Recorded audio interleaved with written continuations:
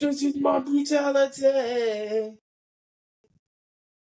That note. I'm glad we're on the same page on this. Raw is not it though. That what? I'm sorry. I'm glad we're on the same page. This Raw is not it. Like it's No, not it. it was not. Yeah. And that being said, we are live. Welcome back to episode 9, MCW podcast. I had to catch you off guard. Listen, I appreciate it. I had to catch you off Boom. For the guard. one time, baby, we are here. Yes, sir. MCW. I like that. Quick start, baby. I'm Brandon. I'm Jordan. Woo! This is the best podcast in the goddamn world, baby. Yes, Talking sir. about the wonderful world of wrestling. We're gonna cover this most recent Monday Night Raw, and as you've already heard, this Raw was not it. No.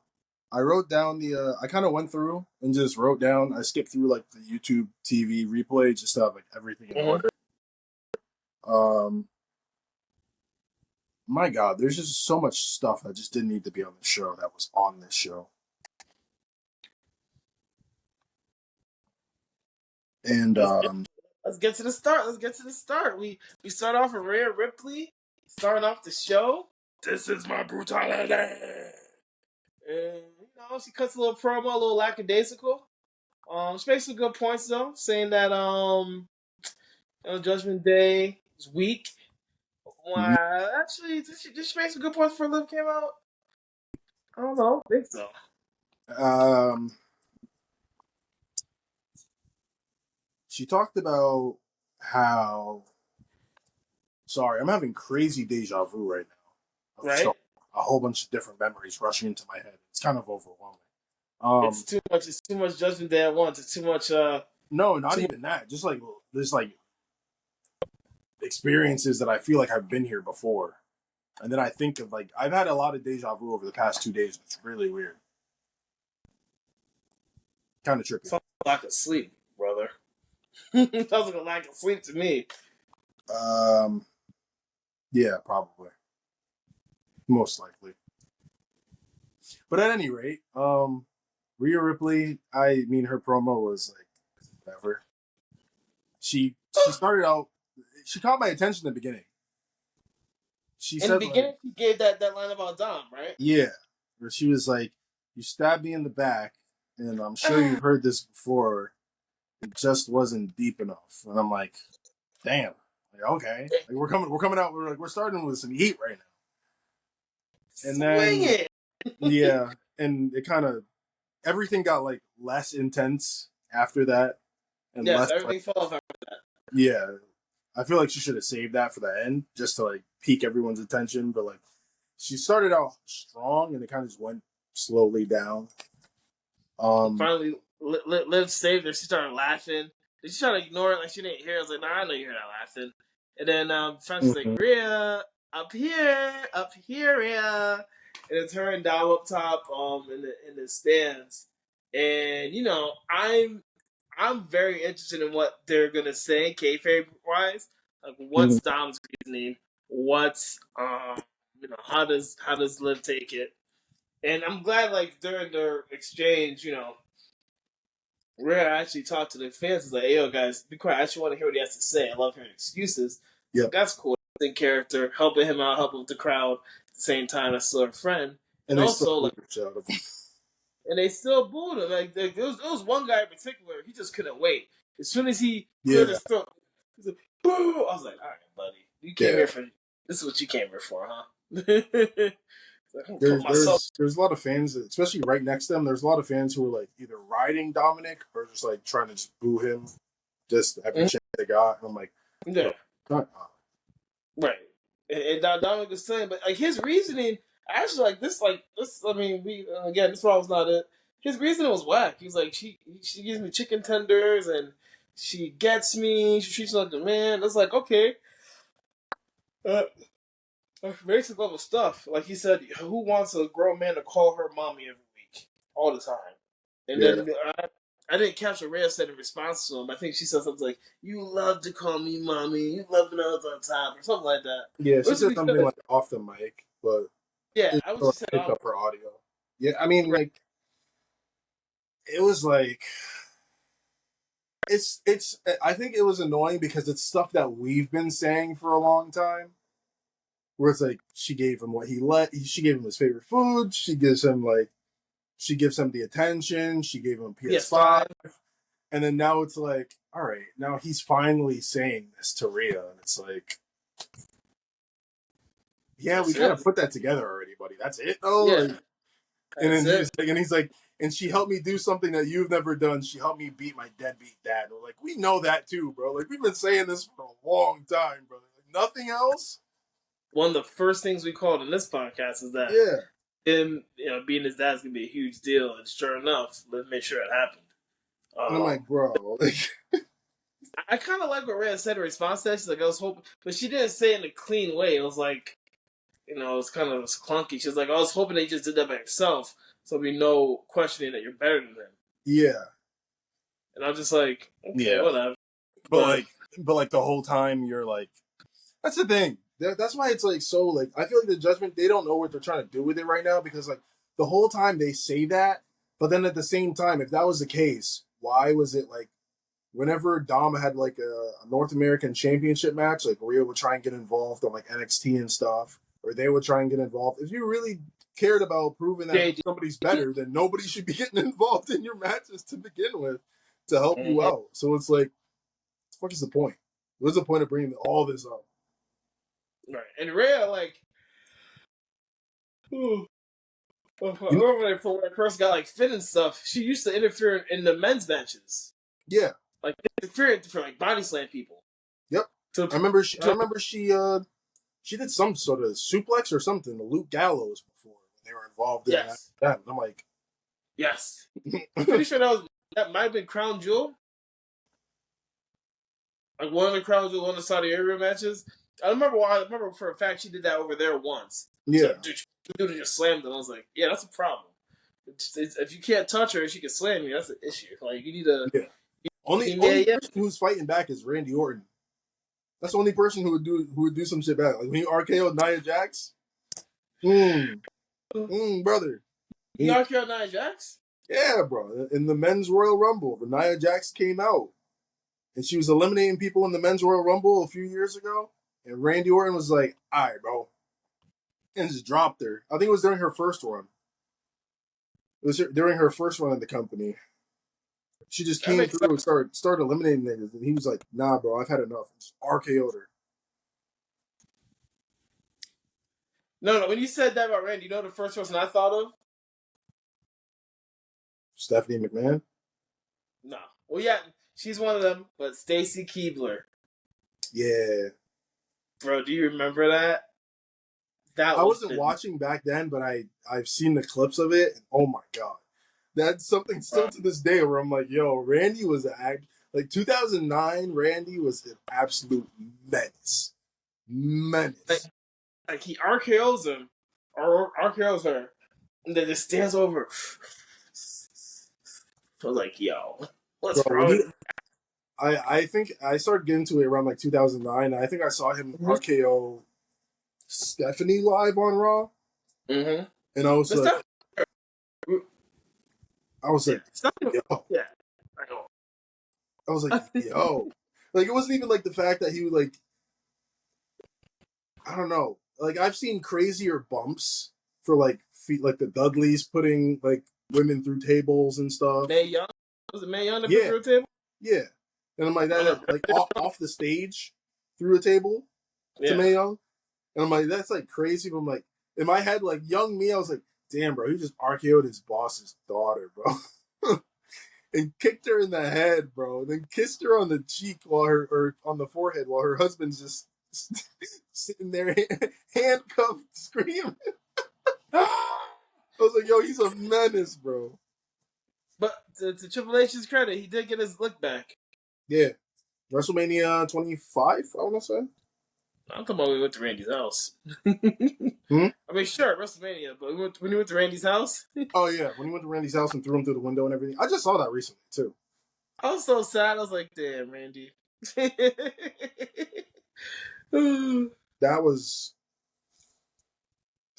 I feel like they tried to recreate that kind of off topic, but like thinking of that in my head and replaying that scenario, and then seeing LA Knight versus AJ Styles. It was mid. AJ Styles was mid. That whole thing was so stupid. I like what they did, but at the same time, it was not the same. They could have done something like that more. What do you mean? More vicious? Like, huh? More vicious? Yeah, it was more like that was just like. I feel like with LA Knight's character, he's not a Triple H and he's not a Triple H and he's not a Randy Orton in that scenario. Mm-hmm. He's just like he's like serious, but at the same time he's like comedic. And he's like, oh, I'm gonna honk the horn to get his attention. I'm just gonna It's kind of like, all right, bro. Like you drove all the way to his house. Like fuck him up. Like what are you doing? What are we doing here for real? Like he's still a babyface. So break into his home. Triple H was a babyface. Yeah. Triple H was a babyface. Babyface. Hey, Randy Orton was kicking his wife in the head. He was a babyface. Yeah, Randy Orton's the hero to me in all his feuds, except the one with Kofi. Why? That's right. Randy Orton's always a good guy. Stupid. Well, speaking of stupid, they made our boys Dom. They made our favorite couple, Dom and Liv, look stupid. During this opening segment, Rhea Ripley, she's talking all this mess. Oh, thank you for loving that sound of your own voice.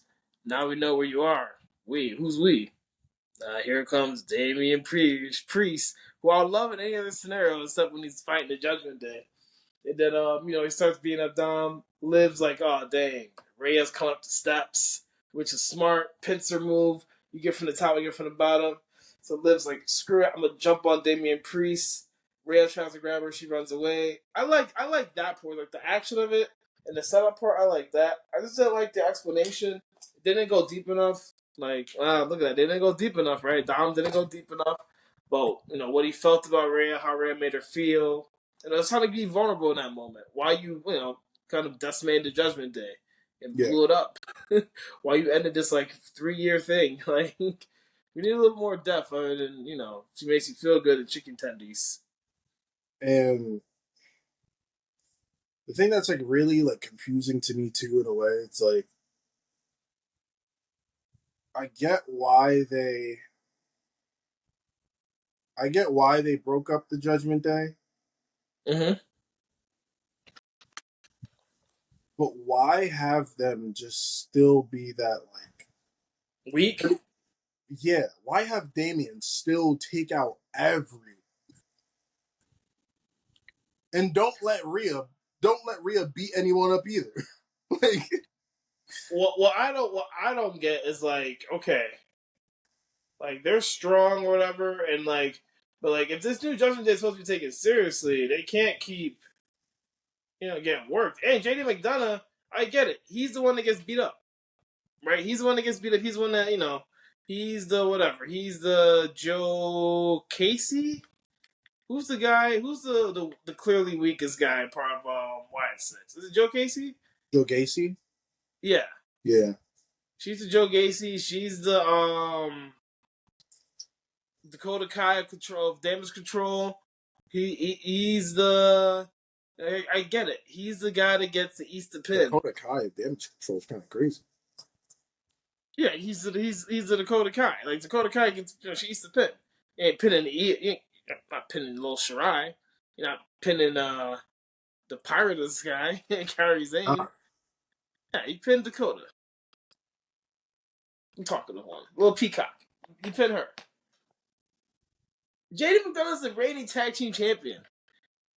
Him getting just his, getting his stuff just punched in every week, getting slammed every week, getting whooped every week, doesn't look great for the rest of the tag team division. Yeah, it doesn't give me a viable reason to be like, they shouldn't lose. Literally anyone.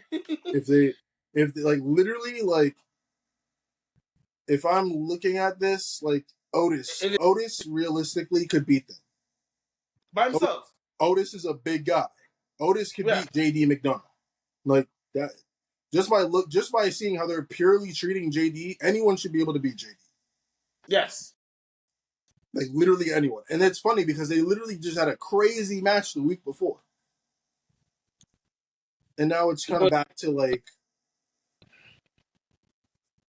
jobber JD. To the point where Michael Cole's like, hey, the more things change, the more they stay the same. The more things change, the more they stay the same. JD McDonough takes the fall for the Judgment Day. And it's like, yeah. Yep. Like, it'd be awesome if this guy, wasn't a complete jobber. And also, tag team champion. That's the problem. If it was Finn and Carlito's tag team champions, that'd be one thing. It's Finn and JD McDonough. And that's the other thing, too. Take it off Finn. Just give it to Carlito. Just give it to Carlito. Because Finn, no one's going to take your leader seriously as being tag team champion. What if that's coming on Freebird rules? What if that's coming? Freebird. That's probably what they'll just do just to be able to do that. Because they did that with like Tanga Loa on SmackDown because they're trying to work Jacob injury. So, okay, this is off topic. Do you think he's actually hurt or just kayfabe? No, it's kayfabe. Apparently, I saw that they're keeping Jacob off TV whenever Roman's scheduled to be on TV, and when Roman's not scheduled, Jacob's gonna be like around and stuff. But I think it's just the money match they're worried about. Roman versus Jacob. They don't want to. They just don't want to. They don't want to have to. They're trying to avoid the loop. They're trying to find a loophole because it's inevitable. Like Jacob's been dominant, and he no sells everyone, so he can't no sell Roman. Oh, I can't wait for Roman to hit and he can't, and Roman can't like no sell Jacob either because they're both dominant, and they both recently came back or recently debuted and or like made a return, and they're both like the crazy hard hitters of the group. They're the most serious person in both of their factions, regardless of like status. They're the powerhouse chief. They're the powerhouses. Yeah. So it's like you can't. That's like the real money match is Jacob and Roman. It's not Solo and that might be what they're going to try and push. But it's not. The real match is the final boss versus the tribal chief. Well, I mean, like for people who are on TV. Yes. not the Hollywood niggas. Yeah.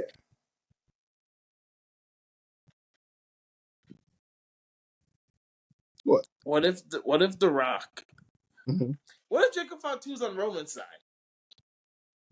Bigger plots for this. What if he's on Roman's side actually? I said that from the beginning. I said that I think Roman sent Jacob to spy on him. But then he attacked Paul, so then it threw me off the scent. Right. But I was like, I feel like that's something that Paul Heyman, regardless if like he agreed to do that spot regardless. So It's like if it's all a big work, that's even more like of a fuck you to Solo. Right. Because I think that would be better too, but I don't know. That's the only thing. It could work. Roman and Solo on the same team, it's a wrap. Yeah, it could work, but it might not work because like the thing is like you put Roman. Okay, so right now it's Solo and Roman. That's like the two heads of the bloodline groups. Yes. Other bloodline is Tanga Loa, Tama Tonga, and Jacob. With The Rock somewhere. Roman, Jimmy, Jay. That's 3v5. You take away Jacob and put him over here. That leaves Rock in his group and Roman in his group. That's what I'm thinking. And that's pure bloodline. But if that's the case, then why are they including Sami Zayn and Jay to be hinting at tag team championship gold and stuff. So it's Roman and the Twins and Sammy. That's the 4. That's the 4. And I think it's Solo and his 4 for now. Who's Solo's for? No, it's The Rock, and it's The Rock, the final boss. Well, as of right now, it's Solo and his 3 other Goonies, because it's like that's what I'm trying to figure out, who they're gonna play The Rock, whose side he's gonna be on. Solo's. But why? Because Roman lost to Cody. And you made me acknowledge you. You made me acknowledge you on national TV. And you throw up the fucking 1. Made me do all this other stuff. And you lost to the same person I beat in our tag team match, in our Bloodline Rules tag team match. I beat Cody Rhodes. I pinned him 1 through 3 in the middle of the ring. And then you turn around and lose to them. You lost our title. You brought shame to our family. Well, that match wasn't Bloodline Rules. That match was just The Rock said, "You better not disqualify me or I'll fire you," to the ref. So it just basically became Bloodline Rules. Well, no, that's a great point. It wasn't Bloodline Rules, but it kind of was Bloodline Rules because they was doing whatever in that match. And Cody is undefeated in Bloodline Rules matches. So that was I forgot to mention it last show. The Samoans never won the Bloodline Rules match. Yeah. The funniest thing, they never won it. They're 0 for 2 so far. What's the point of throwing that? What's the point of bringing this up? Like, now it's Cody's match. You can't have another Bloodline Rules match and have Cody win again. Just keep that as a strictly rule match with the actual bloodlines. Yeah, just keep it as strictly Samoans. But then they call it. That's the thing. They kind of made that up because they used to call it tribal combat for like when Roman and Jay, I think, when they had their match, they called it like tribal combat. But I like that more. Their I Quit match or the SummerSlam match? I think it was the SummerSlam. The SummerSlam match, yeah. The SummerSlam match, tribal combat. And that's when Jay turned on Jimmy, right? No, Jimmy turned on Jay. Yeah, Jimmy turned on Jay. Mm-hmm. That one hurt. The Bloodline storyline is so awesome. This next chapter is very interesting. Look, bro, this is how wacky you are. We're talking about the Bloodline. Like, we're not even for 3. SmackDown's the A show. But I mean, it all ties in because we keep getting Sammy and Jay sprinkled in, teasing that they're gonna team back up, doing their handshake again. So it's like they're leaning towards something. It's just a matter of when they're gonna pull the trigger and how well it's gonna go over, and how much it's gonna make. I mean, it's gonna go over, but how well it's gonna like make sense, where it's not kind of just like we want Sammy and Jay back, so we're gonna ship them to SmackDown now. Right. So that's like the only thing I'm trying to decipher. But ship them to SmackDown and just get no one back in return. Yeah. Exactly. I don't know. So I mean, the first segment, what would you give the first opening segment? B-. A B. You're being kind. I give it a C+. Yeah. I give it a C+. That they need to explain stuff in that promo, and I don't like the Judgment Day just looking mad weak, and Priest and Rhea looking like heroes all the time. Yeah, and it's always predictable too, because it's like, oh, Rhea's gonna go for Riptide on Dom. Oh no, Liv's gonna pull him out. I don't know if that was then or if that was during Damien's match, but it's like no, it happened then. It happened beforehand. Yeah, before the Carlito match. It was Carlito versus Priest. Yeah, did it happen? I don't know, because they did, like, that's the thing though. They did the Carlito match right after that segment, and I felt that was unnecessary too. Because like then it's like they did the whole thing of like the match is going down. Mm-hmm. I barely paid attention to the match too. Like, I watched it, but I wasn't like invested in it, interested, because I was just like, Damien's not gonna lose. They just had him take out the entire Judgment Day, or chase Dom around beforehand and like beat him around the arena with Liv Morgan on his back. So like, he's not gonna lose the Carlito now. And I think he got disqualified. Finn came in and attacked him or something. No, he won. Or he won clean? Okay. So yeah, he wins the match. Judgment Day comes out again, and then they do the whole like, "This is my brutality" music hits, and I'm like, bro, why is it such like? This is not like we just saw this 15 minutes beforehand. We just saw it last week. We just saw it. Yeah, like we literally saw the same exact thing. Oh, another reason why this time it gets a C. Like, watching it live, there was a commercial in the middle of it. In the middle of the fight. I was like, bro, yeah, tripping. Yeah, that's not because like it's like they got a weirdly, like very poorly placed commercial, especially after what 2 weeks ago it was a commercial free first hour Raw. Yeah, I was gonna say they do the first hour commercial free a lot. I feel like when they really have stuff planned, it's like if you want something to feel like cohesive, you gotta pay for it. Get that commercial out of it. It's not like y'all don't have the money. Y'all just got billions from Netflix. Right, and you're leaving USA anyways. What do you care? Yeah, and USA is gonna be getting SmackDown too, because there was a whole thing where they weren't sure where, because I think the contract for Raw ended in September, and the new contract for Raw for Netflix started in January. And so they were like, well, where's Raw going to air for the last 4 months of the year? And then they just extended their contract with USA until the end of the year. So SmackDown and Raw is going to be on USA now, which time?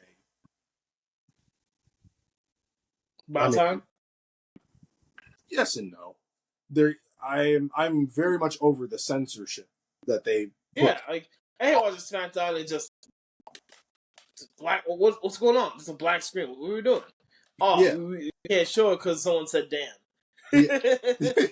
so someone in the audience said shit. Now you got to just black out the screen for 10 seconds. Yeah. Like I remember, right when The Rock came back, I thought my TV had broke because he was doing his thing, and they just blacked out they muted his mic on television. That's what it was. He was talking, we couldn't hear nothing. I was like, yo, I need a new TV? This is a Vizio. Like, what? This is a quality television set. I gotta... Bruh, I'm tired of it. That change can't come soon enough. Yeah, I'm very excited. I wish that they got both Raw and SmackDown, or at least like SmackDown to go to something else, like fucking Hulu, HBO, something. Sci-fi. I don't know. I'm sick of TV network news. Sick of it. It's like it's very much like off topic again, but. And I see why it's not going to be the same as this, but I saw a post on Instagram. It said like it's going to cost $665 to watch every single NFL game this season because they have games on HBO Max, apparently on Netflix too, Amazon Prime, and then they got the TV, they got the NFL Network, they got YouTube TV and all that stuff. And I was like, bro. It's leaning toward we're trending in that direction anyway. But why can't they first of all, the fact that NFL Network doesn't have all the games is wild. But you can't just pay for that.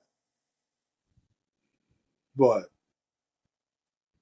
all about the shmoney. Listen, and I'm a mark because I'm gonna shell out for it, baby. Make sure I watch all the Colt games. I don't live in Indianapolis. Gotta see my boys in blue, baby. Gotta see them. I'll drop it. I'll do it. I wasn't gonna get that satellite on my friggin' roof, but now that you can get it, get the package virtually now online without the satellite. It's lit. I did it last year. I'm doing it again. I'm that way for NBA, I guess, but I'm only like that because they're like, oh, if you pre-order NBA 2K, you get 3 months of NBA League Pass. I'm like, every year we get free League Pass, baby, for at least 3 months, for at least 3 months half the season. Yeah, FanDuel too. Yeah, and look, FanDuel, FanDuel Kings, Caesar Sportsbooks, Prize Picks. You guys can sponsor this right here, okay? Dude Wipes, right? You guys can sponsor this. Bow Wow Do Rags, you guys can sponsor this, okay? Drink Prime, you guys can sponsor us, okay? I don't know about Drink Prime, but hey man, if we're doing the sellout, money is money, brother. Whoa! I didn't say anything about sellout. Money is money, brother. Just get some money. Yeah, it's a sellout. We're plugging all these companies for free. Might as well plug another company that's directly related to the topic on hand, WWE. Drink Prime, baby. Listen, you say Drink Prime, almost took a little bit in my mouth just now. I gotta wash it down. You know why? Because you're not drinking Prime. Yeah, just the thought of it makes me anxious. Wow. I don't know why. I don't know why. Because it's attached to that man. KSI? Oh, him too. Logan Paul. The Paul brothers. Ugh. Man. Ugh. I mean, come on, bro. Water, coconut water, electrolytes, antioxidants, vitamins A and E, B vitamins, like... Are you reading off of Prime ingredients? Yeah. Plug it. I'm plugging. Prime is good. Don't knock it till you try it. Listen, I'll drink one of these before I drink a Prime. Let me show the free advertisement. The hell's that? Voodoo Ranger.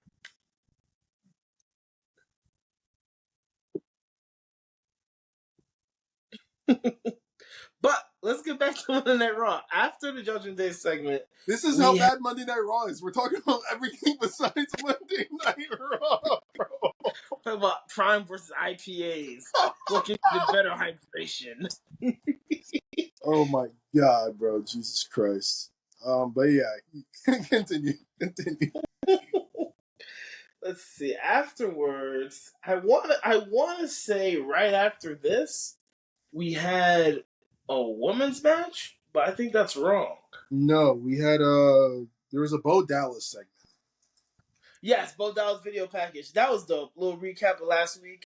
How it all went down in Baltimore. How it was very emotional for them, and they got a week off this week, which I thought was good and important. Yeah, they weren't on Raw this week too. Yeah. I didn't really. I'm not gonna lie. I didn't. This is like the one time I did not pay attention to the video. The video. What? Yeah. I love all his videos. Uncle Howdy was pleased. Yeah. And Bo Dallas was like kind of jittery, like he was going back and forth talking to him. Now I don't blame you. You know, I don't always pay attention to him, but after last week, I'm like, nah, I'm locked in. Want to see? And it was cool, man. The beginning of the match is very important. The beginning of the show is very important to me to like get me like excited for what's to come. Get you locked in. Yeah, and I was like, damn, we got 3 hours of television until we get to Sammy and Braun. Yeah, because that's really what I was. It's really what I was tuning in for. Because I haven't seen a 2 out of 3 falls match in a long time. I mean, they are a rarity. The last one I can think of offhand also involves Sammy versus Samoa Joe in NXT for the NXT title. When was that? Like 2015, 2016? A long time ago. It might be 2014. 2014, 2015. Probably right. Not that far. Whenever Samoa Joe was on NXT with Finn Balor and Sami Zayn. It was like 2014, 2015. It was like the 2014 to 2016 era. Sure. Because Samoa Joe's in NXT for a while, so. Yeah, because I only knew of Samoa Joe from TNA, and then when he came to WWE, I was like, damn, bro, I've known about Samoa Joe for a while, and he's just now getting into WWE, and that was around like 2016, 2017, around the same time as AJ Styles. He came, and then AJ Styles came to Royal Rumble a couple years afterwards. And I was like, damn, bro, this is sad how long they waited to get them here, bro. Vince, monopoly. Vince had all the power, all the money, control everything. They don't care. The sooner you take them away from your competition, the more power you have over them. Vince. That's what you should have thought of. Nope. Or just build bridges instead of pretending you're the only company in the world. I mean, at the time they were. No, they weren't. Besides New Japan. Lucha Underground, TNA, Ring of Honor. All three have always been around. They have the past like 15 years. They have been, but nobody's. Where's ROH now? ROH is owned. ROH is owned by AEW. You about to say they're part of AEW programming? Yeah. They're not. They're not the main. They're not their own. I'm saying they're not their own entity. You've got WWE's B tier competitor buying ROH. Yeah, but I mean, I'm pretty. I try to look up before I say this. But I'm just gonna say it. I'm pretty confident ROH been wanting to sell out. They just weren't gonna sell to Vince. Yeah, most likely. And they weren't gonna sell to TNA because, like, I forgot the lady's name, man. Whoever the woman that was Carter. Yeah, she was a wild girl. I don't know if she was the owner. I know she was like the kayfabe owner. But TNA had a lot of bad ownership. They had a lot of bad ownership. Yeah. Man, I really don't like talking about Monday Night Raw. I'm gonna be honest with you. This Raw was ass. It was ass. So what actually happened next after the first segment? It was Rhea, then the Carlito Damian match, then it was Bo Dallas, then it was Odyssey Jones versus some random jobber. Boom. Let's talk about that real quick. Trash. So we talk about Xavier's gonna, leave the New Day, right? Mm-hmm. What if, and I thought about this, not internet, just me thinking about this. What if it's the opposite? What if Kofi's trying to kick Xavier out of New Day? And Odyssey Jones is new, his new Big E. He's like, listen, Xavier, me and you can't win together in tag teams, but me and Big Odyssey can. So either you're cool with him being part of the New Day, or we'll kick you out and make a New Day ourselves. I'm down. That is amazing. My only thing is I don't know how You know what? Yeah, no. Because I liked Big E when he was the heel, the enforcer for Dolph Ziggler. And then he kind of became all. It's very like unserious to take such a massive person and put them in such a goofy spot where they're all hey, unicorn horns and dancing. Like I want to see you fuck people up, bro. Like I want to see you be a relentless force. And I don't want to see Odyssey Jones fall into that category of just like dancing and like high energy. Like you can have that high energy, but put that high energy into running through people and taking what you want. And let Kofi be that kind of like shepherd, the veteran who's experienced not only tag team titles, but both singles titles and the WWE Championship. So what I'm hearing is you don't want the power of positivity to carry on with Kofi and Odyssey Jones. You want them to drop the power of positivity. I want power of positivity is honestly like one of the corniest things. It's one of the most brilliant and special things that ever happened in wrestling. Okay. Believe in the power of positivity. P.O.P. holding it down. All I want is Xavier Woods to actually prove that he's a wrestler who can win on his own. He is a wrestler. That he can win singles gold on his own. I don't know about singles gold. He's King of the Ring. Oh, yeah. And then, Vince, like a jerk, just fed him to Roman immediately. Didn't give him a month as King of the Ring. Just fed him to Roman immediately. King of the Ring was a joke to Vince. Yeah, King Corbin. King Corbin was kind of cool, though. But he was definitely a big jobber. King Nakamura. Nakamura was King of the Ring. King Barrett. Like that's the last time. Like I could really remember. I can't really remember. I only remember those four, and all of them. None of them really did anything.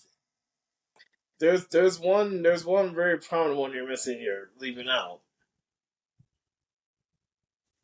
Let me think. I'm not talking about Booker T. I remember Booker T, but that's like when Booker. I'm not talking about. I'm talking about that's when the stuff like when King of the Ring was still like okay. That worked for him. I'm talking about all the people who like did nothing with it, or who like winning King of the Ring is normally supposed to be such a prestigious thing that it's like it's a label. It is an actual thing, and all these four people just nothing with them. Did nothing for their careers. Absolutely nothing. No, King Corbin was kind of cool. He was hitting people with a scepter.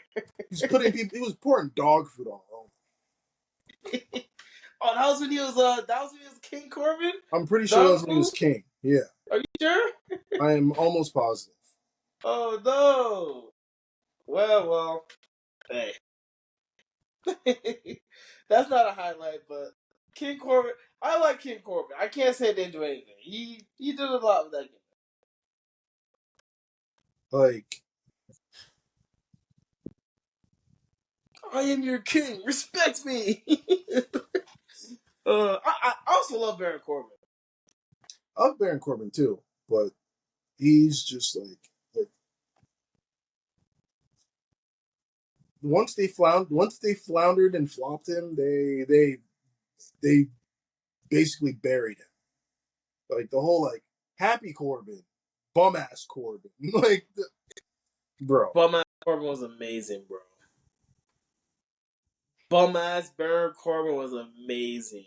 He was down on his luck. He had the freaking his hair was just everywhere and his head uneven. Yeah. He had a stain on his shirt. Yep. I loved it, bro. I love the goofy stuff, man. I love the goofy stuff, love the heartfelt stuff. Give me some heartstring stuff, man. It was so awesome. You love the goofy stuff, but you don't love R-Truth. No, because this stuff is stupid and not fun. It's a former NWA champion talking about. It's a former NWA champion. And what? And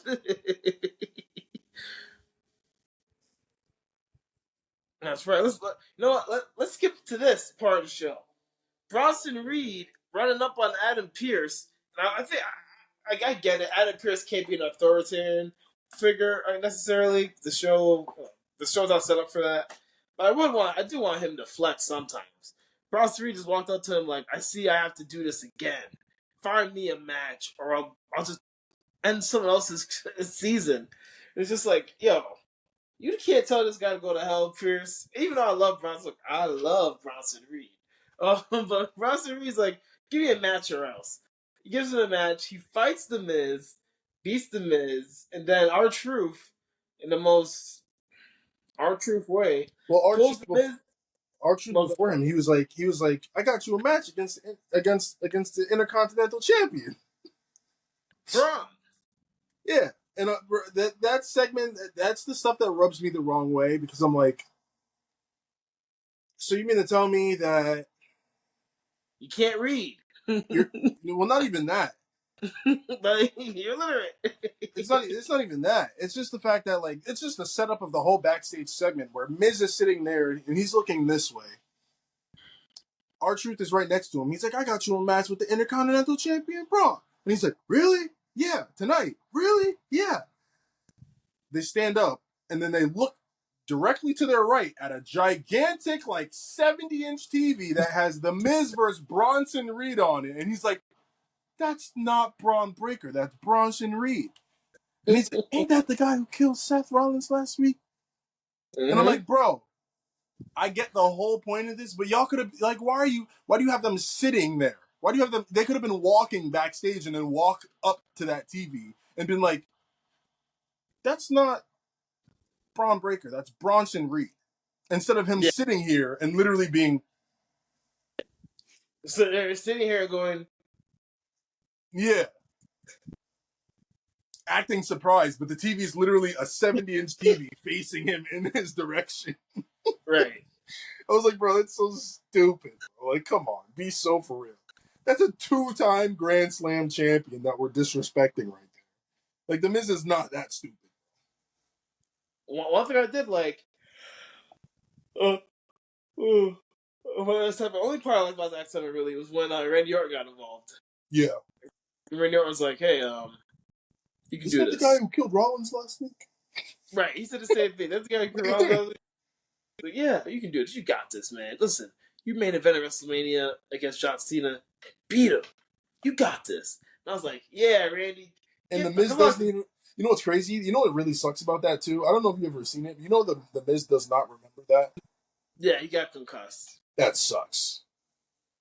I mean, yeah, it sucks, but that sucks. Definitely watch the match over and piece something together.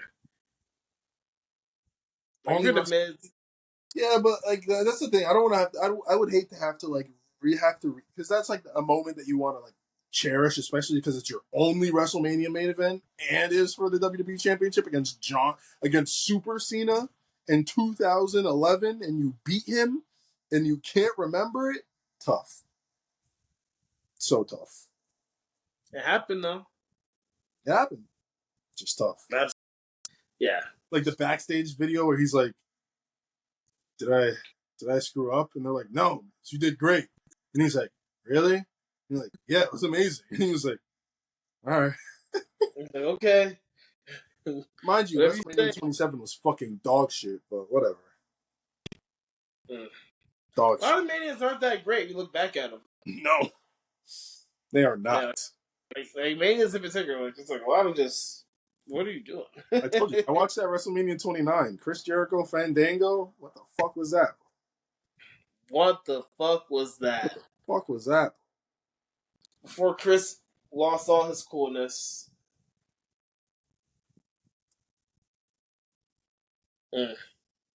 Yeah, that stunk. But I love my guy Broxton destroying R-Truth. And R-Truth, and the most R-Truth thing ever. The Miz is laying down. He pulls the Miz out of the way. And I get it. It's for the storyline. It's whatever. He pulls the Miz out of the way, then turns around, and then, like, Reed's like, fine. I'll just jump on you instead. You're still in the drop zone. Tsunami. A standing tsunami. Dog. And then he hits him with the tsunami like 4 more times, I think. Yeah. He had suffered it 7 times. It was nuts. And it kept happening. After a while, I was like, all right, this. Maybe. I know what this hurts. Like maybe he hit him. I know. He hit Seth 6 times because Cole kept harping on the fact that it was half a dozen times. And I'm like, all right, bro. I'm like, okay. And then but like, it's like, what's it? I could see the whole Seth thing, and I thought they were gonna lead towards like a Seth Bronson feud instantly. But then I heard that Seth was just injured. Yeah, he's taking time. And I'm like, oh, so it wasn't to have a feud. It was just to give Seth a reason to be off TV. Is this what they're just gonna do for people who need a couple weeks off? Just have Bronson squash him now? Yeah, why not? I thought it because originally I was like, oh, that's gonna catapult Bronson into like the main event picture. He just took out Seth Rollins. He's gonna have a feud with Seth Rollins. Like that's a big step up for him. We both thought he's gonna make the Bash of Berlin card just because of And now he's tsunamiing R-Truth. I mean, I'm with it. Take R-Truth off my TV. That's a win. That's a win, man. That's no more R-Truth is a win, man. And to be clear for first time watchers, I appreciate Ron Killings, his very long and successful wrestling career. It's just he's, not great now to me. On the mic or definitely not in the ring. And I'm just I dislike the R-Truth character. I always have. Even Lil Jimmy? Who's that? You know Lil Jimmy? What you talking about? You don't know Lil Jimmy's right here, bro. You can't see Lil Jimmy. No. Was this like a John Cena thing, or it's like because we can't see John Cena? Man, you really did miss it. You missed the crazy area of the original Awesome Truth kind of era when R-Truth and John Cena fought for the WWE Championship. God, I'm so glad I missed that. And the whole thing with Vince basically made R-Truth like he was a heel, and he was a good heel, but he was also just like he had like little Jimmy shirts, and it was like everybody was buying little Jimmy shirts, and it's like basically a little kid that only R-Truth could see. And he's like, "Little Jimmy, what do you think about this?" And he's like, "You can't see little Jimmy?" And he's like, "No." And he's like, "He's right here." And he just started tweaking out about little Jimmy. I don't know. I mean, it might be funny at first, like It was funny at first, yeah, for sure. I can also see that it's getting old really fast. Yeah. And imagine that character being in a main event match against John Cena for the WWE Championship. Don't gotta imagine it. Tell me about it. I can see it. I can see it. I can see Dooley 5 knuckle shuckles. My 5 knuckle shuckles better than yours. Did you see John Cena and The Rock versus Awesome Truth at Survivor Series?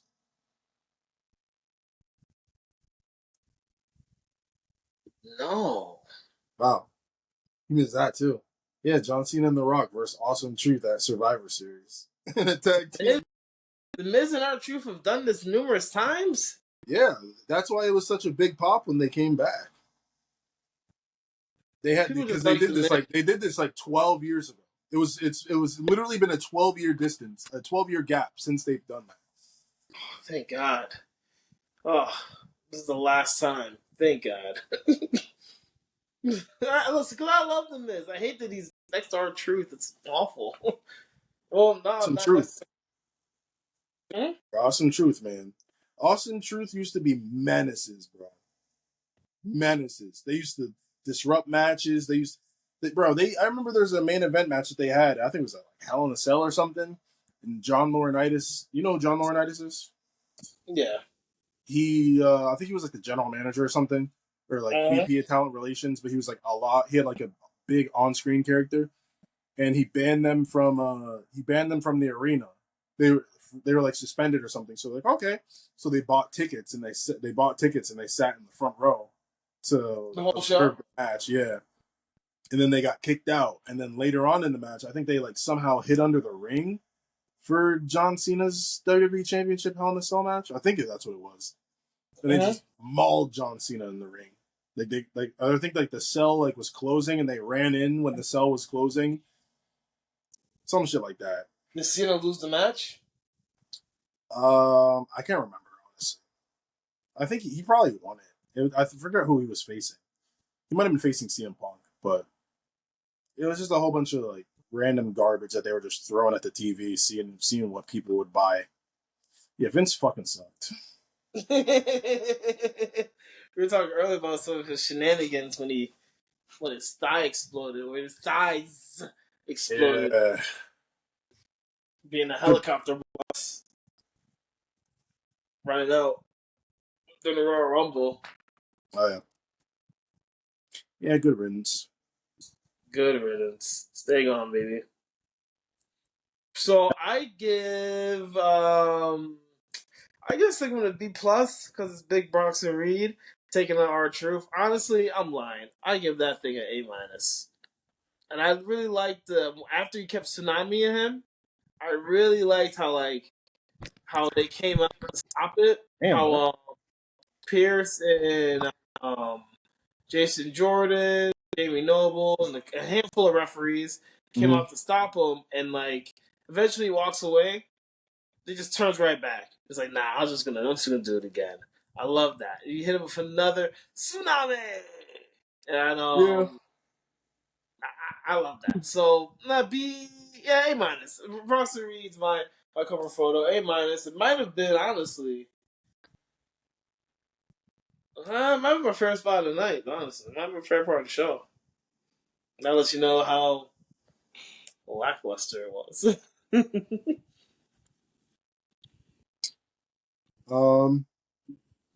Little Jimmy. Little Jimmy. You see Little Jimmy? No, R-Truth. I don't see Little Jimmy. Yeah, I mean, there was Alpha Academy versus American Made. Ivy Nile has a heel turn that was expected.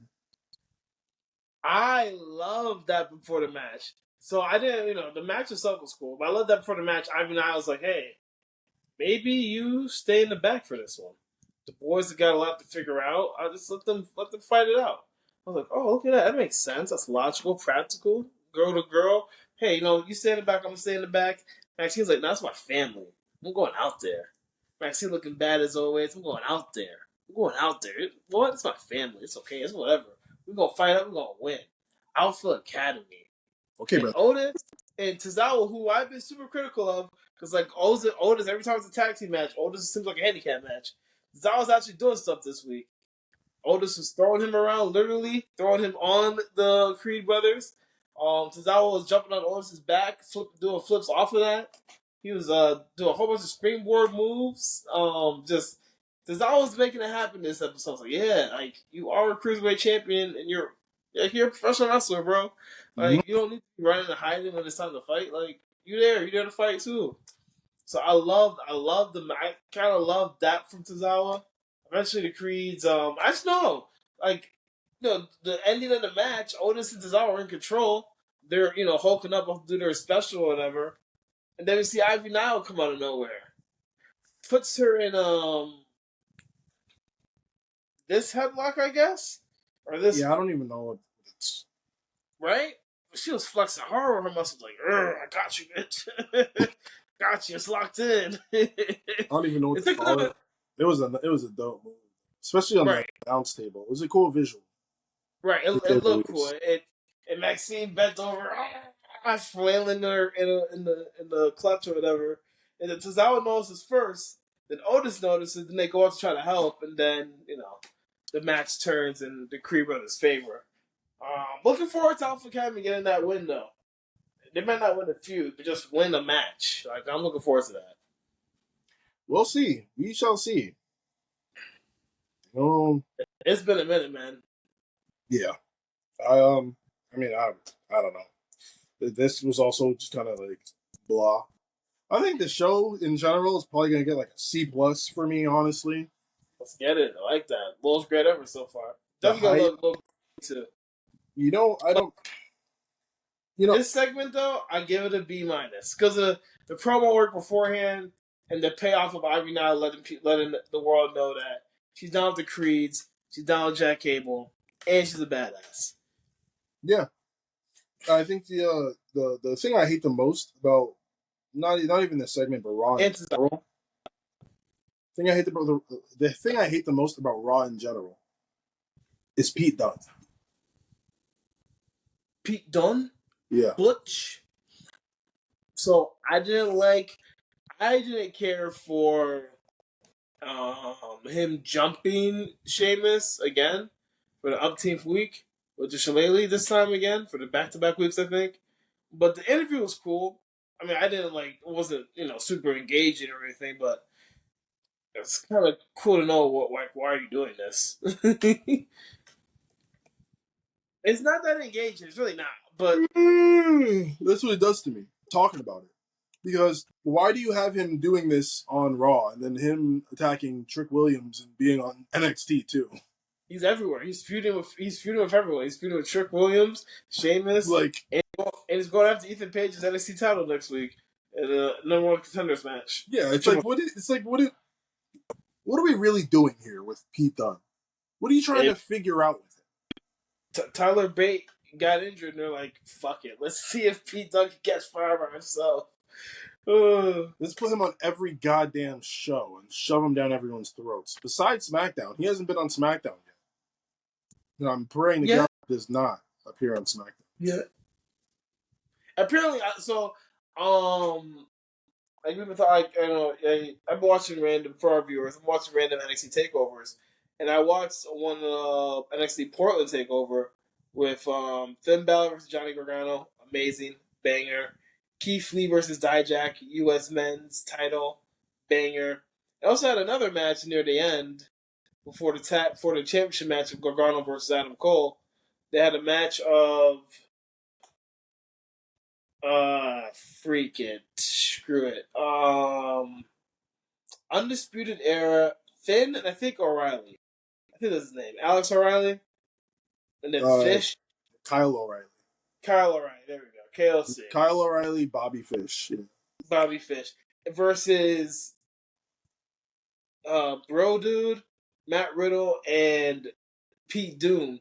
And then they came out and like that's exactly what I said. I said, what the hell is this? Why? Dunne? I was like, whoa. It was like the Bruiser Bros or whatever. Something like that. Yeah, that sounds about right. And like, bro, but apparently like, Pete was doing the shrug thing for a minute. Huh? He just shrugs. Where he just like a shrug at the end of whatever he's saying. Whatever's happening, he just shrugs like whatever. Yeah. He's been doing that for a long time because he did that at that NXT show. That was like a minute ago. Like Bianca Belair and Rhea Ripley both at NXT fighting back then. So it was like, that was a minute ago. He's been doing that for a minute. It's like, and he also said he's been doing this for 18 years, I guess. But yeah, no, Pete, when he's in a tag team, I'm interested. I'm not interested in Pete doing by himself though. Nope. Yeah, I'm not into all the pricking your fingers. Like, all right, man, like. Kind of a heel, bro. Like it was cool when I first saw it. When I first saw him in NXT, I was like, "Oh, this is different." And now I'm just kind of like, "Oh, Pete doing NXT, sure." Yeah. Fire and fun. At first, but then after a while, it's like, all right, man, I get it. Yeah, I don't think I've ever played as Pete Dunne in a WWE game either. That's crazy because I played with Tyler Bate plenty of times, and it's really fun. But to your point, though, not repeat doing unless it's a tag team. If they tag team, then you kind of have to use them a little bit. But like, yeah, Tyler Bate though, not Pete Dunne. I mean, if I'm being completely honest, I'm going to count how many parts of Raw I actually enjoyed. How many segments were there? 1, 2, 3, 4, 5, 6. 17, everything included, 7 matches, segments, promos. There's 17 things that happened on this show. 5. You like 5? Huh? 5. What? You liked 5 things. Well, let's see.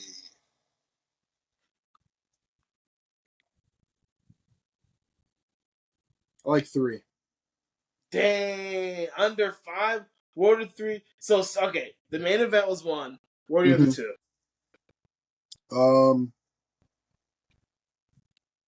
I liked the WWE kind of, it's not even related to the show whatsoever, but like the sports science kind of aspect of it.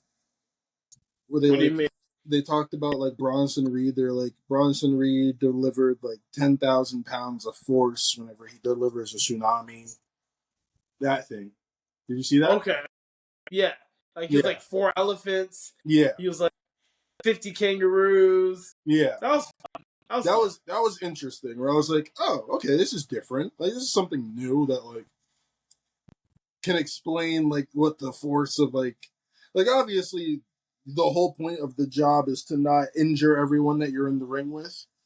But it also goes to show that like you're not gonna be able to you can't like hide from like at least the impact of somebody landing on you, regardless of if it's protected or not. That's why last week with Seth, I was like, "Hey man, like, I get it. Yeah, we don't have to do this. Like, he might actually break something at this rate if he keep tsunamiing him." Facts. The only other thing I liked other than that in the main event was Randy and Gunther, and I wasn't really paying attention to Randy and Gunther, if I'm going to be honest. I think the only thing that I really like about it was that because I got really annoyed when Drew came out, and I was like, oh my god, no. Why? Like, I love that because before set it up before the night, Drew goes to Pierce again. Now was Pierce, this is what I want more of. He's like, hey man, CM Punk's not here. What do you want? You're already starting this crap. What do you want? Like, what do you? Exactly. And he's like, oh, don't worry, I'm gonna do my. Oh, okay, so I didn't even. Oh no, I did include that. Yeah, but he's like, oh no, don't worry. Like, I'm gonna be on my best behavior. Right. And I'm like, okay, whatever, Drew. But like, I'm really sick and tired of hearing you go out there and bitch and complain. Like, I just want to hear these two guys talk about what they have to talk about, bro. Like, I don't need Drew McIntyre's music interfering anymore. And CM Punk came out and took him out, and I was like, "Oh yes, thank you." No, CM Punk came out and whooped him with his own belt. His shit, huh? You weren't happy that Drew didn't get to talk his shit. There's no way, bro. I'm literally so tired of this Drew McIntyre character where he's like, if he once he wins, he's a complete pain in the ass to just like be on TV 24/7 because all he does is say the same thing over and over and over. Since before WrestleMania, all he does is complain. All he would do is come out and say, "I pray for this, and it happened," and then he'll be like, "Seth, you're too focused on Dwayne." And you're too focused on helping Cody, and you're too focused on helping. And then I'm like, bro, all right, bro, we get it, bro. Like, all right, bro. And then after that, it switched to CM Punk, and CM Punk screwed me out of this and this and this every week, and I'm like, I'm over. I love when he was talking about, Punk. I prayed for this to happen, and it did. Like what? Like, bro, what? No. You know what that reminds me of? It reminds me of Kendrick Perkins on the Celtics. When he was on the Celtics, when they still had KG and everyone, he was talking about how there was a moment in time where LeBron got injured, and they thought that LeBron tweaked his ankle or something during the game, and they thought LeBron might miss the rest of the game. And Kendrick Perkins was like, "Yes, bro." Like he was like, "Bro, I'm gonna be honest. I was praying that like maybe he tore his ACL or something." And I'm like, "Bro, you prayed for another man to tear his ACL? Like, you know how bitch made you have to be to pray for another professional athlete who's just trying to play a game of basketball to tear his ACL so that you can beat his team, bro?" I mean, listen, man. When you're getting your ass whooped, you're getting your ass whooped. Yeah, that's the thing. Like, just do better. You don't gotta pray that. Like, he literally said, "I literally prayed that he would like tear his ACL or something." I'm like, bro, that's wild. I would never pray for somebody. And that's not even like, it wasn't even his worst enemy type shit. It's just somebody who was whooping his team, bro. Like, you know how petty you have to I would have kept it to myself. Yeah. Like, you know how crazy that is to say that on national television? I know this is just a work with Drew and everything, like just him saying that, but like, really just reminded me of that. And I'm like, oh, like, that just gave me bad vibes because I've heard somebody say that in person before. And it's like normally you say like, I wouldn't wish this on my worst enemy. That's normally how the saying goes. But to hear somebody be like, yeah, I prayed for this, and I'm like, bro, it just gives me like, bro, like that's gross. It makes me feel wonderful. But unlike Kendrick Perkins, Drew McIntyre is actually out there making it happen. Yeah. Like, he prayed for CM Punk's downfall and made it happen. That's, like a one like little difference. But like, okay, well, let's rewind a little bit though, because you didn't like So when Gunther, so you said you weren't paying attention to what Gunther and Randy Orton were talking about, but Randy Orton comes out, cuts a promo, and he's saying that, hey, and I I took my little notations. He's like, hey, I'm gonna go and beat we're gonna beat Gunther, take his belt, and then his fight is gonna be a lot more busy. And Monday Night's gonna be my new home. I was like, yo, you already just out there saying like, I'm just calling the shots. I'm just gonna make this happen. I'm just gonna make it happen. I'm just gonna make it happen. I'm gonna become champion. I'm just gonna be on Raw now. He'll take my place on SmackDown. Deal with the bloodline. Whatever. I'll be over here. It's like that's fire. Gunther comes out, interrupts him. They go back and forth a little bit. And then Gunther, he goes from hey, I always see it coming to hey, Randy, I'm not worried about you. Because when it matters the most, you always mess it up. You always mess it up, Randy. Just like your grandfather messed it up. And I was like, oh, talking about man's grandfather, his dad. Talking about that. I was like, oh. Mm-hmm. So Gunther's just going, no matter who he fights, he's gonna make it personal. Get you to hate him. Real heel shit. I am not really intrigued by. I'm intrigued. I want to see the match again. I know the outcome. Yeah, I cannot wait to see the match again. I know the outcome already. I mean, come on. You can still enjoy the journey, and you might be surprised. No, if Randy Orton can make you think for a second, he has a chance at it. He's done his job. Yeah,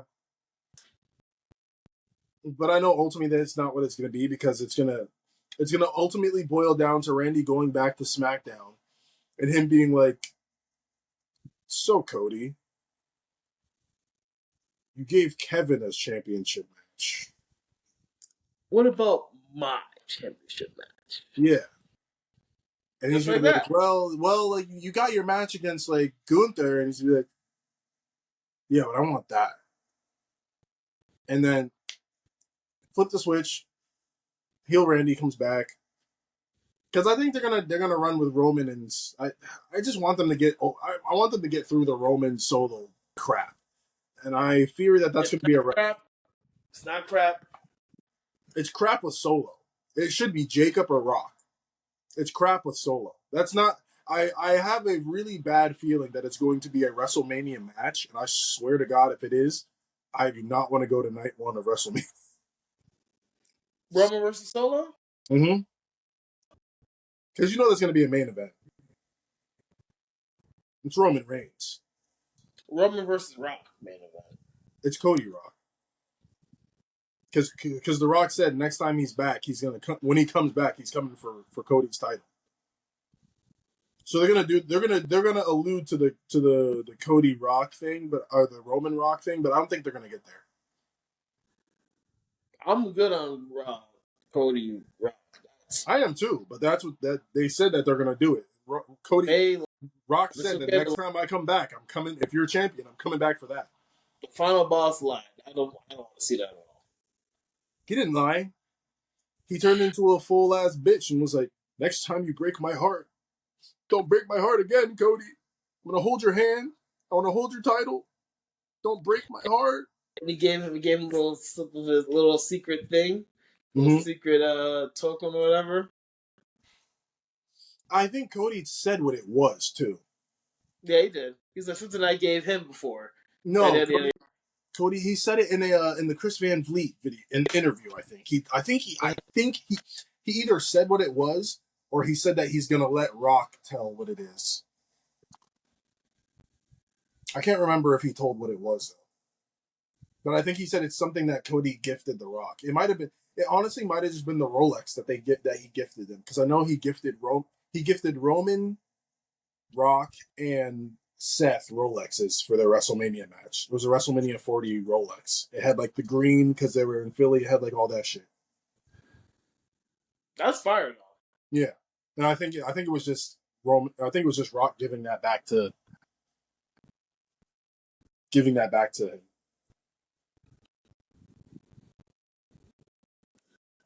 Okay, so let's see here. We're talking about all right, boom. We're talking about Orton versus Gunther. Yeah. So Drew comes out, interrupts them. They're face to face after he talks about Orton's family. They're face to face, and Gunther's nice on the mic, man. He's nice on the mic. Talk about his family, so he always mess it up. He also said, I'll touch on this real quick. He said, "Hey, Randy, you've made more mistakes than anyone else. You're the biggest screw up here." And then Randy Orton's like, I know, I'm not perfect. I have 5 kids. I have a smoke show of a wife. Just going, like I like that part. Drew coming out gave the distraction for Orton to hit the RKO out of nowhere. Might we add, even though you turned him around with them eye to eye, but still out of nowhere, RKO. And then CM Punk runs him off. But I like that segment. It's probably tied for the best segment of the night with I like that, and I like the RKO. Only part I really like. I mean, I can't say I only really like it. Only part I really started to pay attention once Drew's music hit, because I was like, no, they're bringing him out here for this. And then the RKO hit, and I was like, God bless.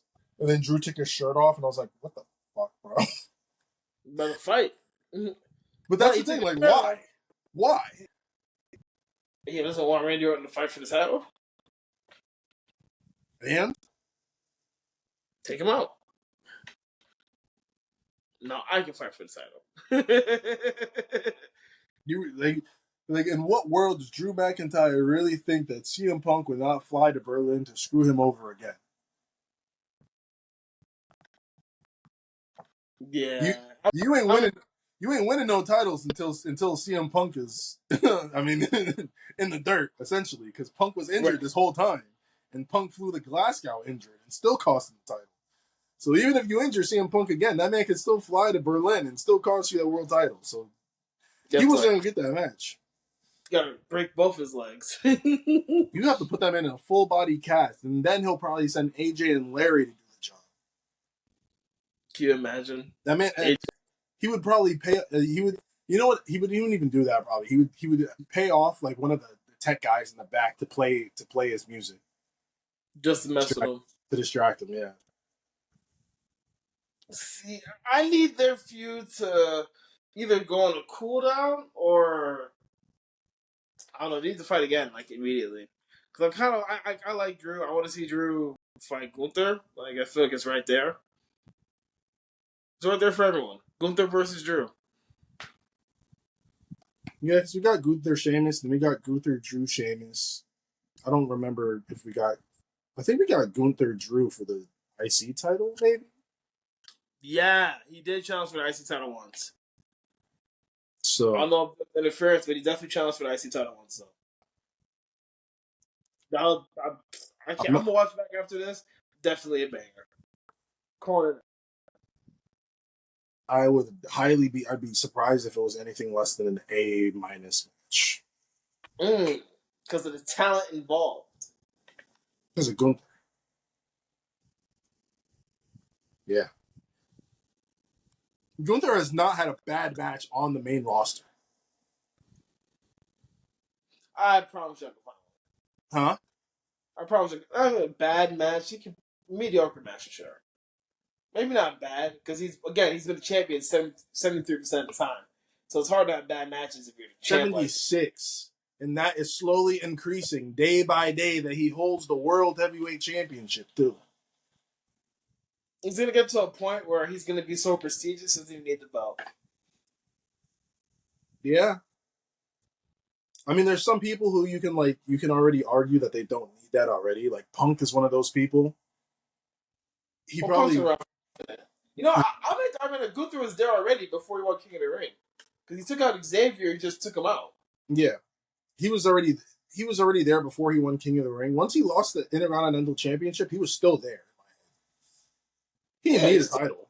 Because he's just going to put on banger matches anyway. Yeah. But they put the title on him. I think that title should have stayed with the Judgment Day and let Finn and Damian feud over it, because it would have done a lot more for the current feud now. It would have meant a lot more for the Judgment Day's feud right now if there was two world titles that were still hanging over people's heads, where Rhea was chasing and Finn was chasing, so both teams are chasing a world title. That would have made the mixed tag match so much more interesting. Or, well, Finn wouldn't have been in it anyway, but Finn would have probably still gotten involved anyway. So right, Finn's getting involved. He's getting involved not this weekend, but next weekend. He's getting involved. Yeah. Oh, so at the end of the month, right? End of the month.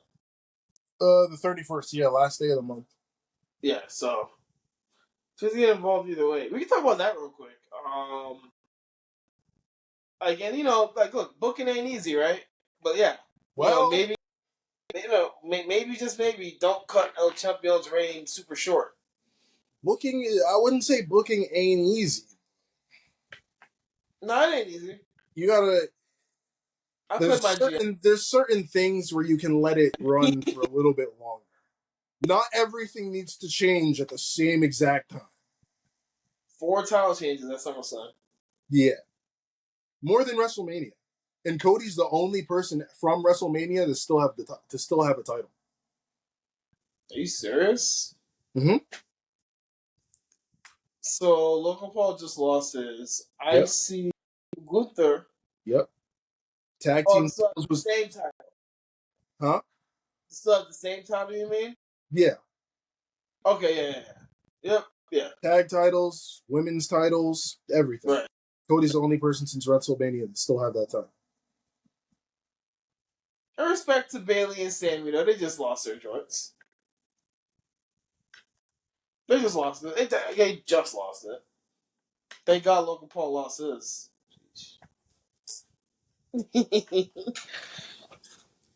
I don't know if LA Knight really needed it. It fits him. No, does he need it? No, but we need it. But yeah, he's over enough where he doesn't need a title at this point. Yeah. And I feel like if he lost, but that's the thing, if he lost this, like he's never gonna get a title, like ever. What do you mean? Because they already put him in the world title picture with Roman before, and he was close, but he lost. Solo, but yeah, he lost. So there's that, and then it's kind of like you can't put him in a match against Cody because he's obviously not going to beat Cody. You know what? I mean, hindsight is whatever. Because they're doing face versus face now. Mm-hmm. Cody, Kevin Owens. Man, they should have done face versus face immediately. Immediately won. When immediately just to start off his reign, they just should be LA Knight versus Cody Rhodes. And then if they did that, they could have pushed everything back by a little bit. Well, so who was LA still feuding with back then? AJ Styles, and they had AJ Styles go over to fight for the title. No. AJ lost at WrestleMania. Right. But then afterwards, he was still feuding with him. Because, like, to fight at Backlash or whatever, it was LA Knight versus AJ Styles. The winner fights Cody Rhodes. And AJ Styles won. Basically, you got that WrestleMania dub back. Like, I mean, I don't mind that because we got a banger out of it, and AJ has not been on TV since that. No, I don't mind it either, but just like long term, they could have like. See, I'm not a big fan of face versus face. I am, and I think that I honestly think that this is going to turn Kevin Owens heel. I think we're gonna have a Kevin Owens heel turn. That would be fire. I think that's what's gonna make. I think that is what's gonna make this match go from being like we know the outcome to like, oh wait a minute, what? Like prize fighters actually coming back. Because if you think about it, he's been saying for the longest time, I don't want this. I don't want this. Like, no, I don't deserve this. He's like, Roman doesn't deserve it, but if you have to give it to somebody, I guess I'll take it. Fine. Right. But like, he's gonna be like, I feel like on Friday he's gonna be like, I'm not your goddamn charity case. Like, I'm not just some like, not to throw it, like, not to be disrespectful, but like, I'm not essentially like a Make-A-Wish kid. Like, I'm not somebody you can just like, oh, you want to have a match with me? Like, here you go. Mm-hmm. Like, I'm Kevin fucking Owens. Yeah, like I'm Kevin Owens. I didn't ask for this. I'm Ring of Honor legend, NXT champion, United States champion, world champion, Kevin. Was he IC champion too? I think he was Owens. I want to say IC, but I wasn't sure, but I know he's been United States champion. Oh, he's definitely IC champion before. Him and Dean Ambrose are going crazy over the IC title. He definitely became IC champion. At least he took it off Ambrose, or Ambrose took it off him. 2-time Intercontinental, United States, Universal,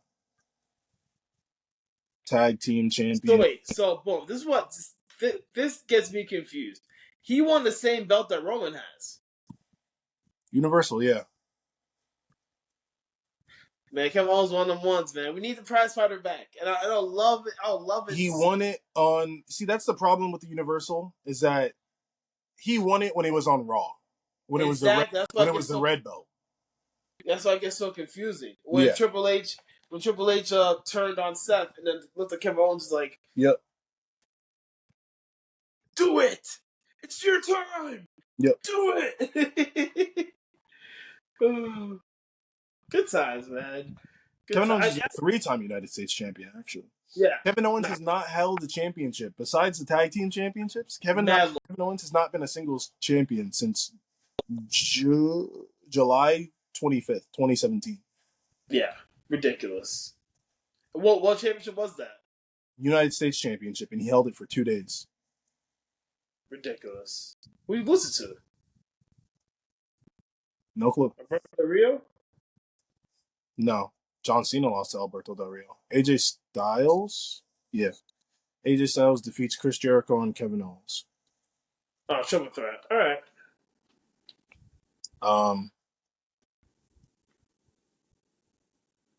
I mean, geez, like, they just buried the guy. No respect for Kevin Owens. Well, I mean, that's why this, like you said, this match at Berlin could lead to something, and hopefully it does. Because, jeez, bring back Kevin Steen. Kevin Steen. Was you ever Kevin Black? Am I just thinking about something else? Tyler Black, Seth Rollins. Tyler Black and Kevin Steen. Yeah. Okay, there we go. Tyler Black is pretty awesome too, you know. Yeah. Like Seth Rollins is definitely better, but not like Tyler Black's a scrub. Kevin Steen is amazing. Kevin Steen might actually be better than Kevin Owens. Hot take.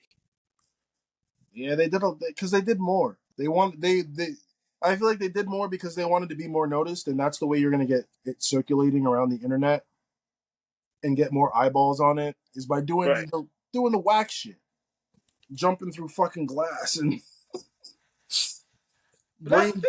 brainbusters onto through 4 tables off of a ladder. Like that's the stuff that they wanted to get noticed for. And then once you get to WWE, you're like, yeah, we're not doing this anymore, brother. Was Kevin Steen doing that though? Kevin Steen, yeah, him and El Generico, they had some fucking brutal. I saw something brutal recently that I sent you. Yeah, El Generico. It was gross. Doing a bunch of those type of stuff though. They had some gross moves that they did. Even Zilla Fatu now. Zilla Fatu is doing some disgusting work on the indies. Really? Like some of the shit that he does is disgusting. Like not even like disgusting like that like Tozawa. That's nasty. Not like that. It's gross. Like that. You should not have people doing this. Like dangerous? Huh? Like dangerous stuff? Yeah. Like you should not be doing this. Like I get it's professional wrestling. And I get it's like indies and shit. And you have like indies have a certain reputation. But like, bro, some of the shit that they be doing is insane. Do you know? All right, you want to hear something funny? You know how Logan Paul can get my undying respect if he goes to the Indies for like half a year. Logan Paul?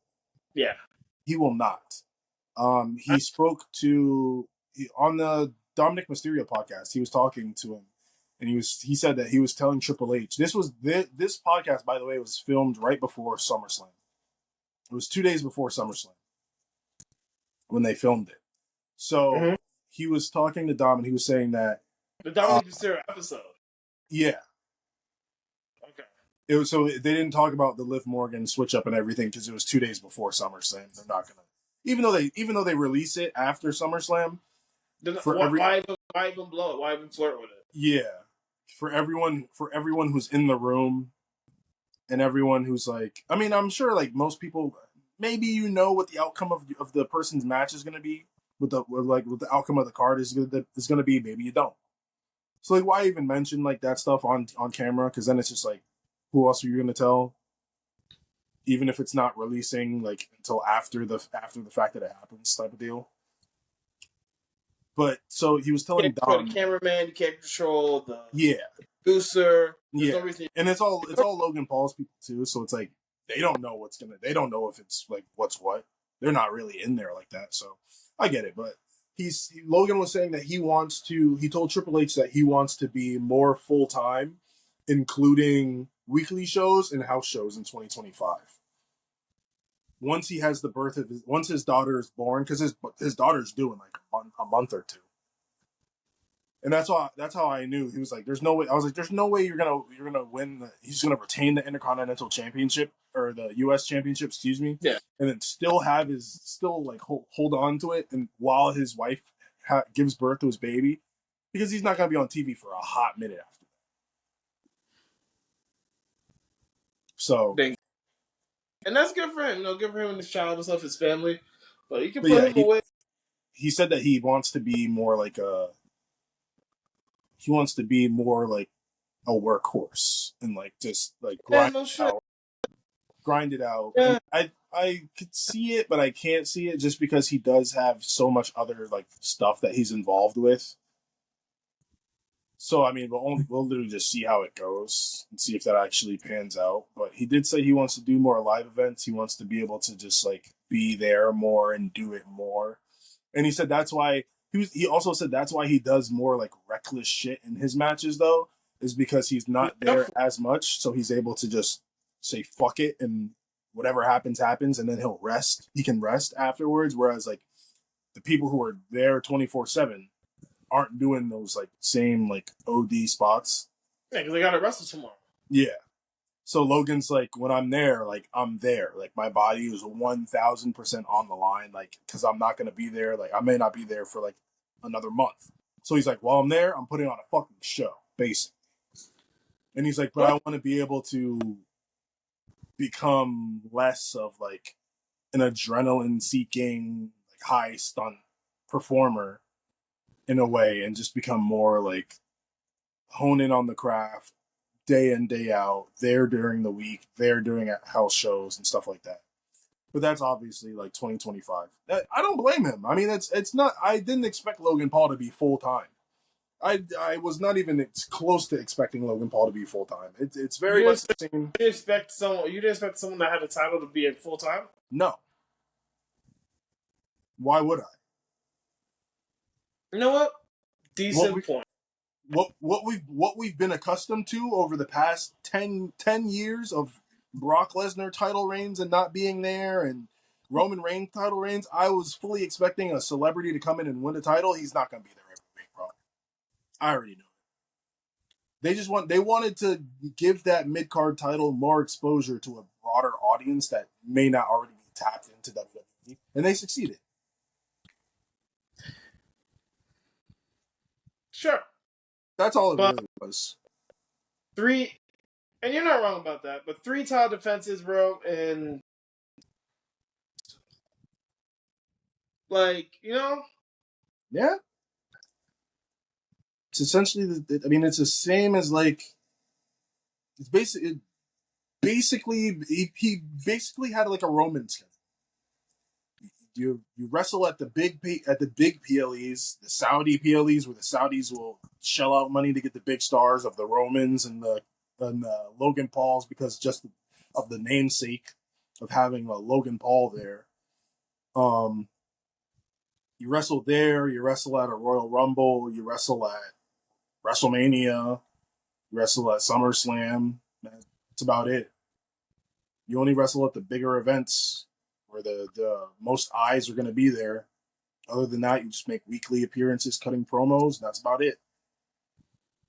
That's the schedule. And that was really like my real issue too. Like, bro, you're not even there for a promo, dog. Nope. And some of the promos he really didn't need to be there.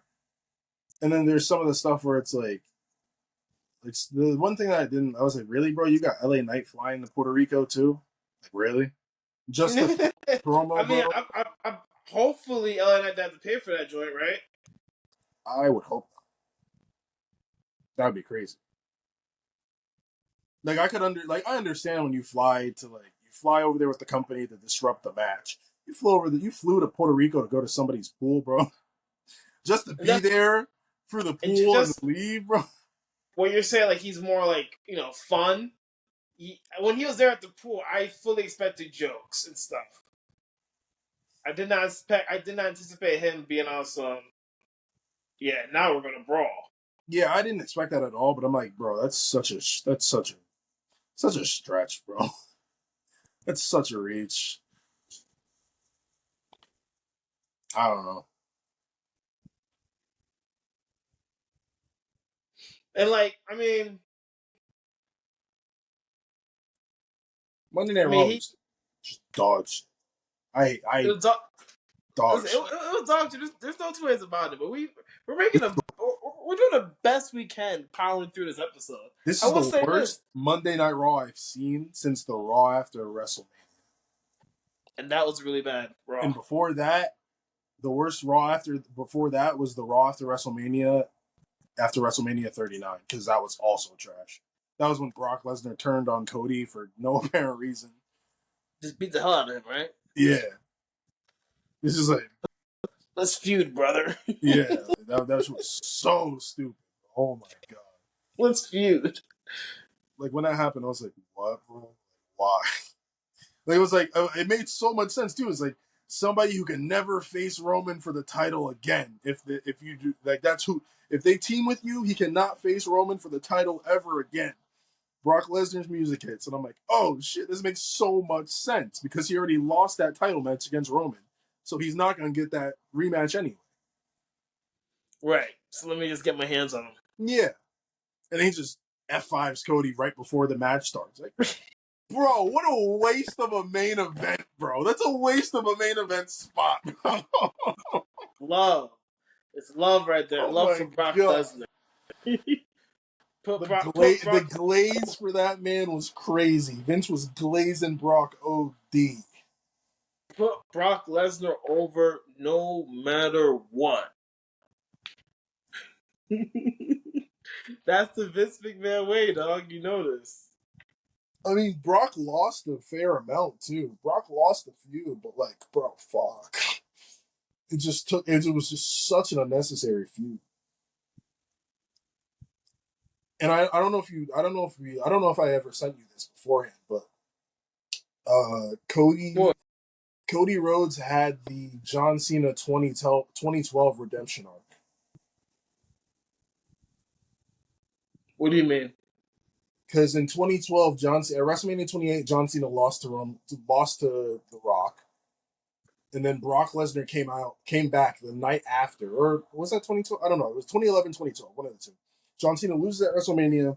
Brock Lesnar returns the night after, and then John Cena and Brock Lesnar feud. They have their whole big feud. John Cena wins the feud. Cody wins the feud, and then they finally go back to defeat the big boss, the big Samoan boss again at the next WrestleMania. Cody literally had John Cena's entire year run in just like 12 years later. Like, literally lost to Roman, lost to like another Samoan for the title.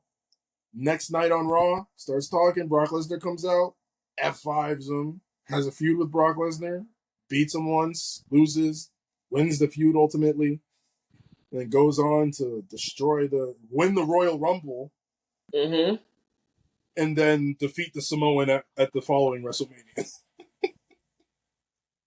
It was literally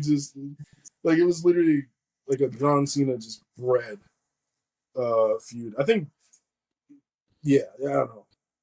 That's why that was also. It also just felt like an Avengers Infinity War and Endgame. You wait the year in between. The Avengers lost the first one. Avengers assemble and Avengers assemble at WrestleMania 40, and Cody, aka Captain America, wins. On your left. Yep. Captain on your left. Yep. I've seen so many memes of that too, where they play the Avengers music too Mm-hmm. over it. Yeah, that the whole year just felt so like that. I did not want to wait that whole year. I'm so glad that year was over because that was the most tedious year of wrestling ever.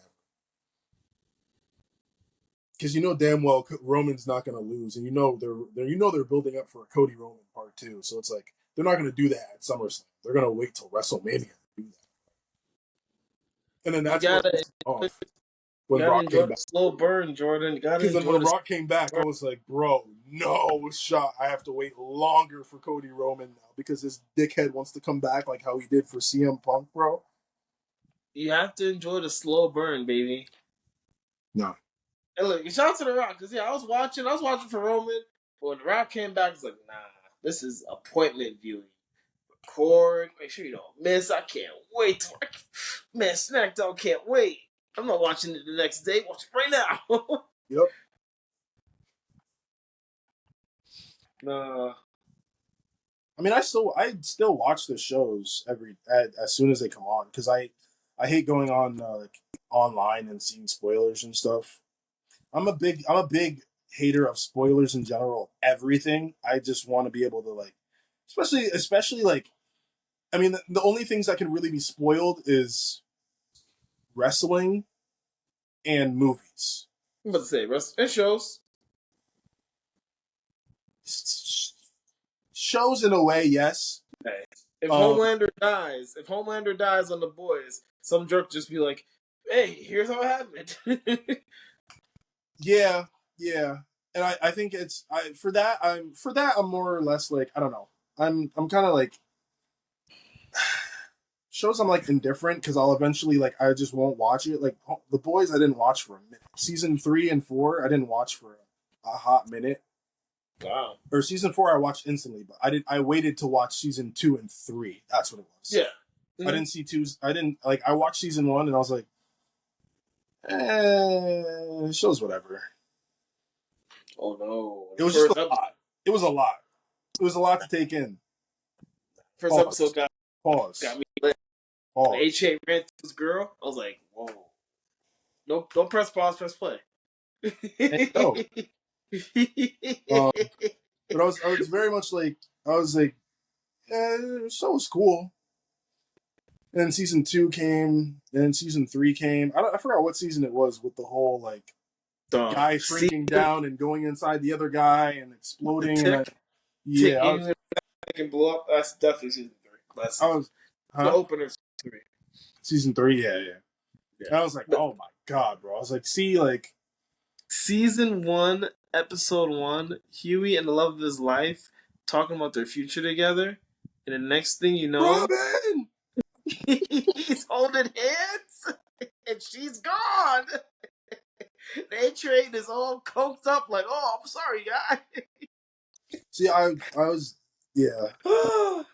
So, like, for me, it's like, only thing that can be spoiled is movies and wrestling. Mainly because wrestling is live, and, I mean, it's live. But if somebody, like a Fightful, or like a Sean Ross Sapp, or one of those accounts tweets out like what's going to happen, which I've seen multiple times, and it pisses me off because the algorithm really just does not need to ruin my day. Wait a minute, they'll tweet out who's gonna win. They tweet out not necessarily who wins, but they'll tweet out like I forgot what it was that they tweet out, but they'll tweet out like either segments of like what's going to happen, or they'll tweet out like what is it? They'll tweet out like returns. Like when they tweet out returns, I just want to be completely left in the dark. I don't want to know like Royal Rumble. I don't want to know who is in town. I don't want to know who's talking about what. Like SummerSlam, you got to unplug them. There's no way. That's the thing. My wrestling my accounts have never been wrestling oriented until now. My personal Twitter and everything has never been wrestling oriented until now. It's always wrestling now. Before it was like, before it was slightly WWE, but now it's like heavy WWE. Like before, my Twitter used to be like basketball and bets, and like baseball, some football, just like sports and bets. That's it. And then like WWE here and there. Now it's straight wrestling after wrestling after like you saw the Dominic Mysterio interview with Logan Paul. I said, like, bro, like literally, I scroll, it's everywhere. It's everywhere. I remember that screenshot. I'm like, yo. And I'm like, bro, like I can't escape it. Like I'll see what people are tweeting out of like rumors of what's supposed to happen and like this and that. And I'm like, all right, bro, like this is ridiculous. Because it's always the time where it's like the thing that hurts is that it's never like the thing that like hurts the reputation of like the people who do it is because it's never when you want to find something. It's always when you're just on there casually, like, oh, my friend sent me this on Instagram. Let me go check this out. And I look at it, and then you forget that you're supposed to be avoiding it. And then boom, or like you open the app and you're trying to avoid it, but you're trying to go look at something else. You open the app and it's just boom, spoiler, and you're like, fuck. Listen, wait till October to be definitive about your timeline. When October comes around, I'm pretty sure your timeline will be back to FanDuel, PrizePicks, Caesars. No. DraftKings. I don't think so. My timeline is still that, but I don't think so. Actually, no. My only my notifications are that. I don't think my timeline will go back just because I'm so like we're doing this now. So I'm kind of like I'm not making a podcast on bets. So I'm more like invested in like wrestling in general, more like focused in on it and more. I mean, it's like it's better than what it has been over the past 3 years anyway. Well, so I'm more like now I'm like, oh, I don't care. Like I'll have my shit be purely wrestling anytime. Before I used to hate it because I'm like, bro, I'm so sick of seeing Roman get covered in dog food and like, all this dumb shit. Like the Bobby Lashley sisters of like dudes dressed up as fake girls, fake sisters of Bobby Lashley, and I'm like, bro, this is so corny. Listen, like, it was easy to hate. The Vince era, I hate. Yeah, it was so easy to hate. It was corny as hell. And it was very hard to suspend the belief, suspend your, what is it? Suspending your belief that it's fake or that it was very easy it was very hard to do that before because you're like, bro, this is so stupid. Like you've got 3 grown men in the ring acting as if they're a man's sister for a segment. Don't remind me of that. You've got. I didn't see that live. I just don't want to remind me of it. You've got people pouring dog food on somebody else. You've got Jerry the King Lawler on TV slobbering over girls and saying like, oh my God. Jerry Lawler, the classic Jerry Lawler line of him saying, I'm never embarrassed to be with younger girls until it's time for me to drop them off at school. And I'm like, what, bro? Like you said this on TV, bro? You are a sick fuck. You need to be put down, brother. I mean, that's like all that Vince good old boys tight knit club of just like abusing people bullshit. That shit's crazy. All that shit, I hated that shit. I hated WWE for a certain period of time. I really was like, bro, if you watch wrestling, you're a fucking loser. Exactly. Like I literally grew up. I was one of those people who grew up and I was like, why the fuck did I watch this? This is stupid. I still bought the games. And the only reason why I bought the games is because I was like, I know what I can do on these games is 10 times better than what I'll see on TV. That's how I'll get my wrestling in. I'll play the fucking games. And I remember playing a wrestling game at your crib, and I hadn't played in a second, and it was like 4-star matches, and it was like a rating system. I was like, yo, they got rating system on the games now? It's like, yeah. I was like, wow, they're really trying. Like, they're really trying because clearly the show is whack. And they gotta be like, you can make your own show. Look, the star rating. Like, yo, that's crazy. Yeah, that and I don't know. It's just been so like. I think that's the thing too, where like once they add stuff into the game, you can kind of tell what they're gonna do like in real life. Because people have been kind of terrifying. Huh? It's kind of terrifying. Like, why can't they just change it up? Why can't the game script Be different from the actual. So like, and here's the thing: for the longest time, people have been clamoring for special guest referee to be a thing. It hasn't been a thing in WWE games since 2K14, so 10 years ago. Wow. Now, it's back. This year, it's back. Yeah. And what do they start doing this year? Special guest referee matches. Out the ass. Let's see. We had one at SummerSlam. I think you had one with Dom. Dom in NXT. Okay, that makes sense. Oh, like the Dom the NXT or Dom Mysterio? Dom Mysterio. Okay, yeah, that definitely. But the Dom definitely was a special guest referee. His guy Shannon Lorenzo. Oh, he was a special referee in the Heritage Cup match. Something Lorenzo, yeah. Yeah. Yeah, the Heritage Cup match, or against like Miles Braun. It was the Don versus Miles Braun, or it was not the Don. It was Miles Braun versus somebody, and Shannon Lorenzo was special guest referee, and they're feuding over the Heritage Cup. And he just straight up punched the Miles dude in the face as the ref. It was amazing. It was fucking amazing. I was crying. I was like, yo, he just punched him. Because he kept like fast counting and like slow counting in the ring. Like, when they're in the corner, like a slow 5 count when Miles Brown's getting beat up. When he was getting pinned, it's 1, 2. We have to kick out. Man, eventually he just decked him in the fucking face. And then fast counted the pin too. 1, 2, 3. That's what it was.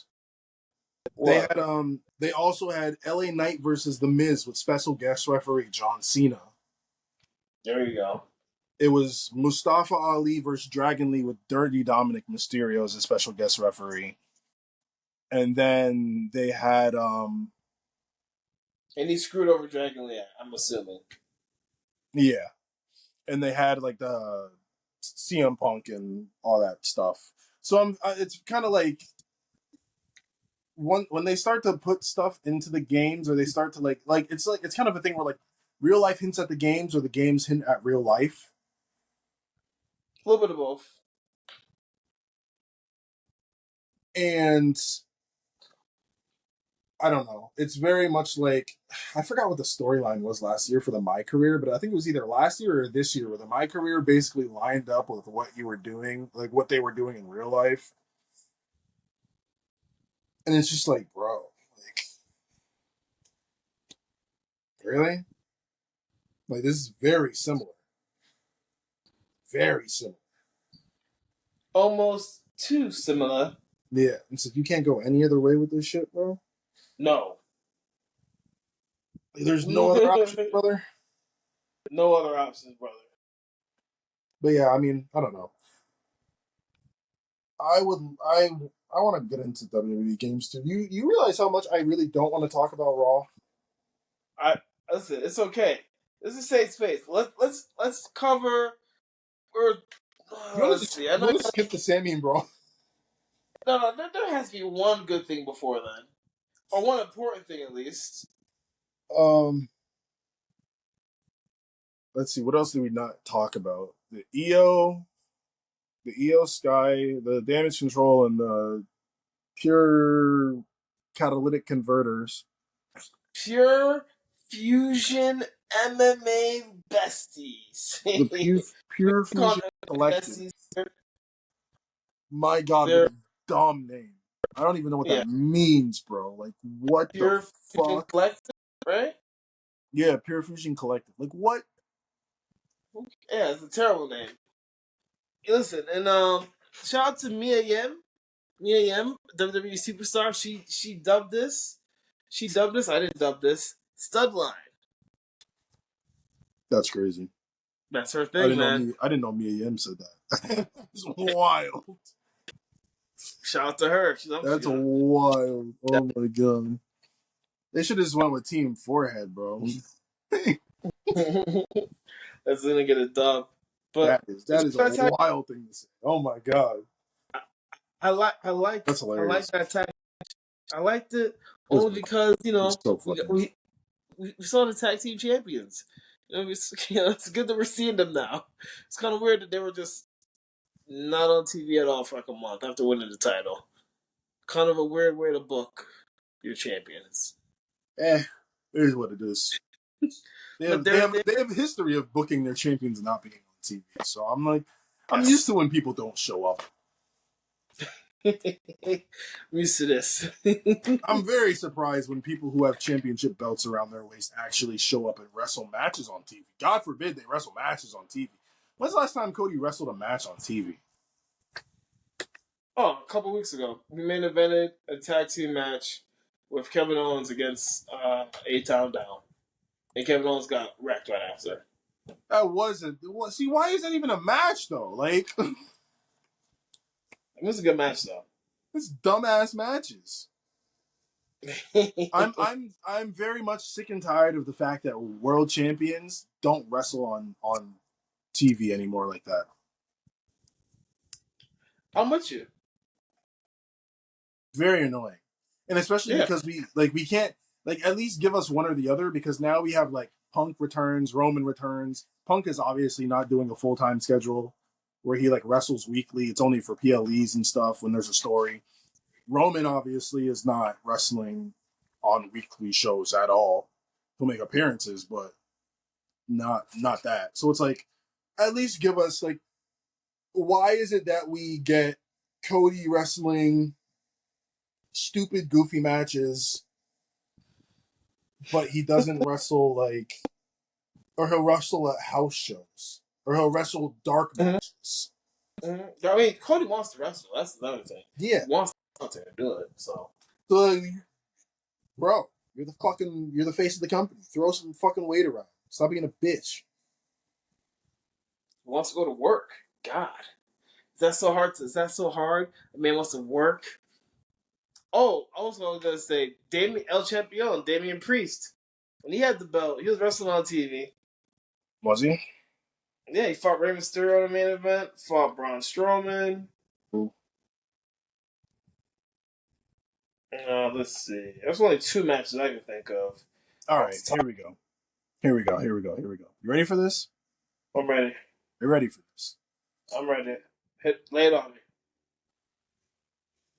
When Cody Rhodes became champion, his matches include WrestleMania, where he became champion. After that, SmackDown dark match, WWE match. It was a WWE title match. Cody Rhodes versus Dominic Mysterio, dark match on Raw. Or on SmackDown, sorry. After that, 4 live event title matches against Shinsuke Nakamura.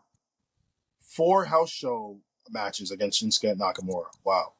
For the title. Jesus Christ. He defended against he beat Carmelo Hayes on TV. Mm-hmm. After that, 2 more title matches against Shinsuke Nakamura at live events. Mm-hmm. And then another dark match against Shinsuke Nakamura for the title. Mm-hmm. He defended against Cody Rhodes or AJ Styles. So that's 2 matches on TV. Live event, 1 against Shinsuke, 2 against AJ. Logan Paul. Live event, I Quit match. Defeated Solo Sikoa in 1:36 seconds, so I'm not counting that as a match. Defeated him by DQ on SmackDown. Live event, Money in the Bank. Live event, Kevin Owens and Cody Rhodes defeat A-Town Down Under. And then SummerSlam. He's wrestled 7 matches on TV since April, since he won the championship. He's a champ. You gotta make it special. You gotta make it special. It hurts, but you gotta make it special. How the fuck is that special? You only seen it 7 times. This is the same shit. Do you remember? You remember all those matches? Like, even without looking it up, you could have recalled almost all those matches, right? Like No, I completely I was reading when I was reading it. I forgot that him and AJ fought twice. I only remember the Backlash match, and Backlash. I only remember Backlash. I remember obviously Clash at the Castle just because it was I Quit, but that match was stupid because AJ just quit because he was about to hit him with the steel steps, and then he still hit him with the steel steps anyway. It was a stupid finish. It was. I love that Cody did that. I was like, yes, hit him with the stairs. It was. He hit you with a Styles Clash after faking a retirement like a fiend. Hit him with those steps.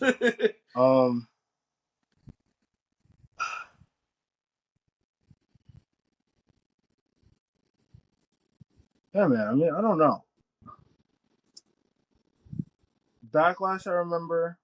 Carmelo Hayes was literally his like first match on SmackDown. Mm-hmm. Great match too. Within 2 weeks or 2 months, sorry. There was a 2-month gap between that and when he faced Solo and he won by DQ. And there's a 3-month gap from when he faced A-Town Down Under. But it's like, but in between that, he had a bunch of brawls with the Bloodline, a bunch of segments with the Bloodline, a bunch of talk. I don't care about that. I just want to see. I just want to see. It's not as if he's not there. He's there at least, you know. Yeah, but you see him every week for the most part. Just turning into Roman, except he has a full-time schedule. I mean, you want to wrestle like every other week, like. Yeah, I mean, I just love to see anything at this point. I love to see anything that isn't a dumbass random match that's thrown together. Like if you think about it, Cody's had 3 matches on TV in 3 months. One of them ended in a DQ in 1:36. One of them was against A-Town Down Under, which is stupid. And the other one was the only good one was against Carmelo Hayes after he got drafted to SmackDown. That's it. That's the only actual good match that he's had. The only banger on TV that I can remember. I get you're trying to do less is more. At all on TV besides those 3 matches? I don't think that's accurate. Yeah, it literally shows the what's it called? So he wrestled on SmackDown 3 times? Yeah. Since he's been on SmackDown, since he won the title, he's wrestled technically twice because one of them ended in a DQ in 1:36. Twice. Every other SmackDown since when Heyman, he's been talking. When Heyman got put through the table, he was. When who? When Paul Heyman got put through the table, he got thrown out the building that night because of pull apart brawl early in the show with the Bloodline. The week before then, what was he doing now? The week before then, no, he did all that because that might have been a DQ match. Remember, he closed the show. I don't. That's crazy. Yeah, I guess a lot of his main events have been him talking with the Bloodline. Mm-hmm. That's what it is. So like he closed the show a lot for only 3 matches. Yeah. Yeah, I mean, I'm not complaining. Give me something of substance. Give me a fucking match, main event match. I don't give a shit about talking. You could talk in the beginning of the show. Don't talk to end the show, bro. Unless it's a beatdown, or at least have you don't need to have Kevin Owens and Cody Rhodes in a match. You could literally just have Kevin Owens out there by himself having a match, and then have Cody come out. Like Cody didn't need to have a tag team match against A-Town Down Under. That was stupid. Hey man, you can't be mad that they did that because remember it was gonna be a handicap match. No one knew who Cody's opponent Cody's teammate was gonna be until, of course, it came out. It was gonna be Kevin Owens, but I'm trying to see. I hear what you're saying, but at the same time, they can wrestle a little more than 3 times, right? Between now and WrestleMania, you can definitely get on TV a little bit more and wrestle. But the scarcity makes it special, man. The scarcity makes it special. Now, is it too scarce? Probably.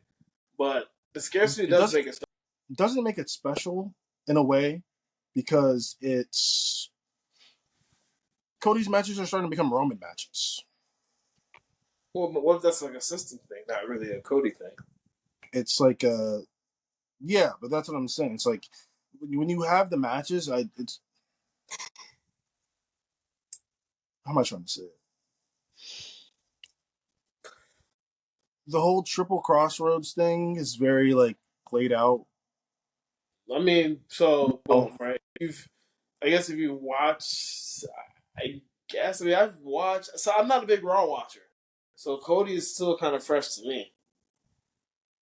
You know, I was aware of the Lesnar feud. I was aware of like when he fought Priest. I was aware when he fought, obviously the Bloodline feud. But like his match with Seth, I didn't see that till afterwards. His rematch with Seth with the torn pec and stuff, I didn't see that till later. really? Yeah, I didn't see that live or the next day or something like that.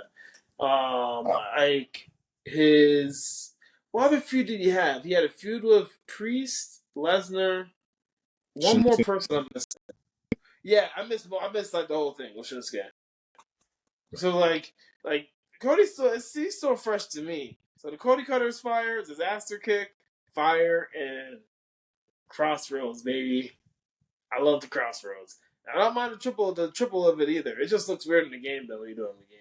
But I don't mind it. Like I get what you're saying, the fatigue of it all, but I'm not there yet with it. We definitely need some type of turn or some type of swerve though for his opponents because we're not gonna rush between him and Roman. And I forgot that The Rock. I mean, that's gonna happen eventually, but we need something in between now and then though. So we're gonna see what they come up with, what they cook up. Yeah. So I'm like, I'm even looking back to like a year ago. Cody was on TV. Damn. But as you do that, let's transition because we're closing in on 2 hours. We're gonna have a 2 hour, 30-minute podcast.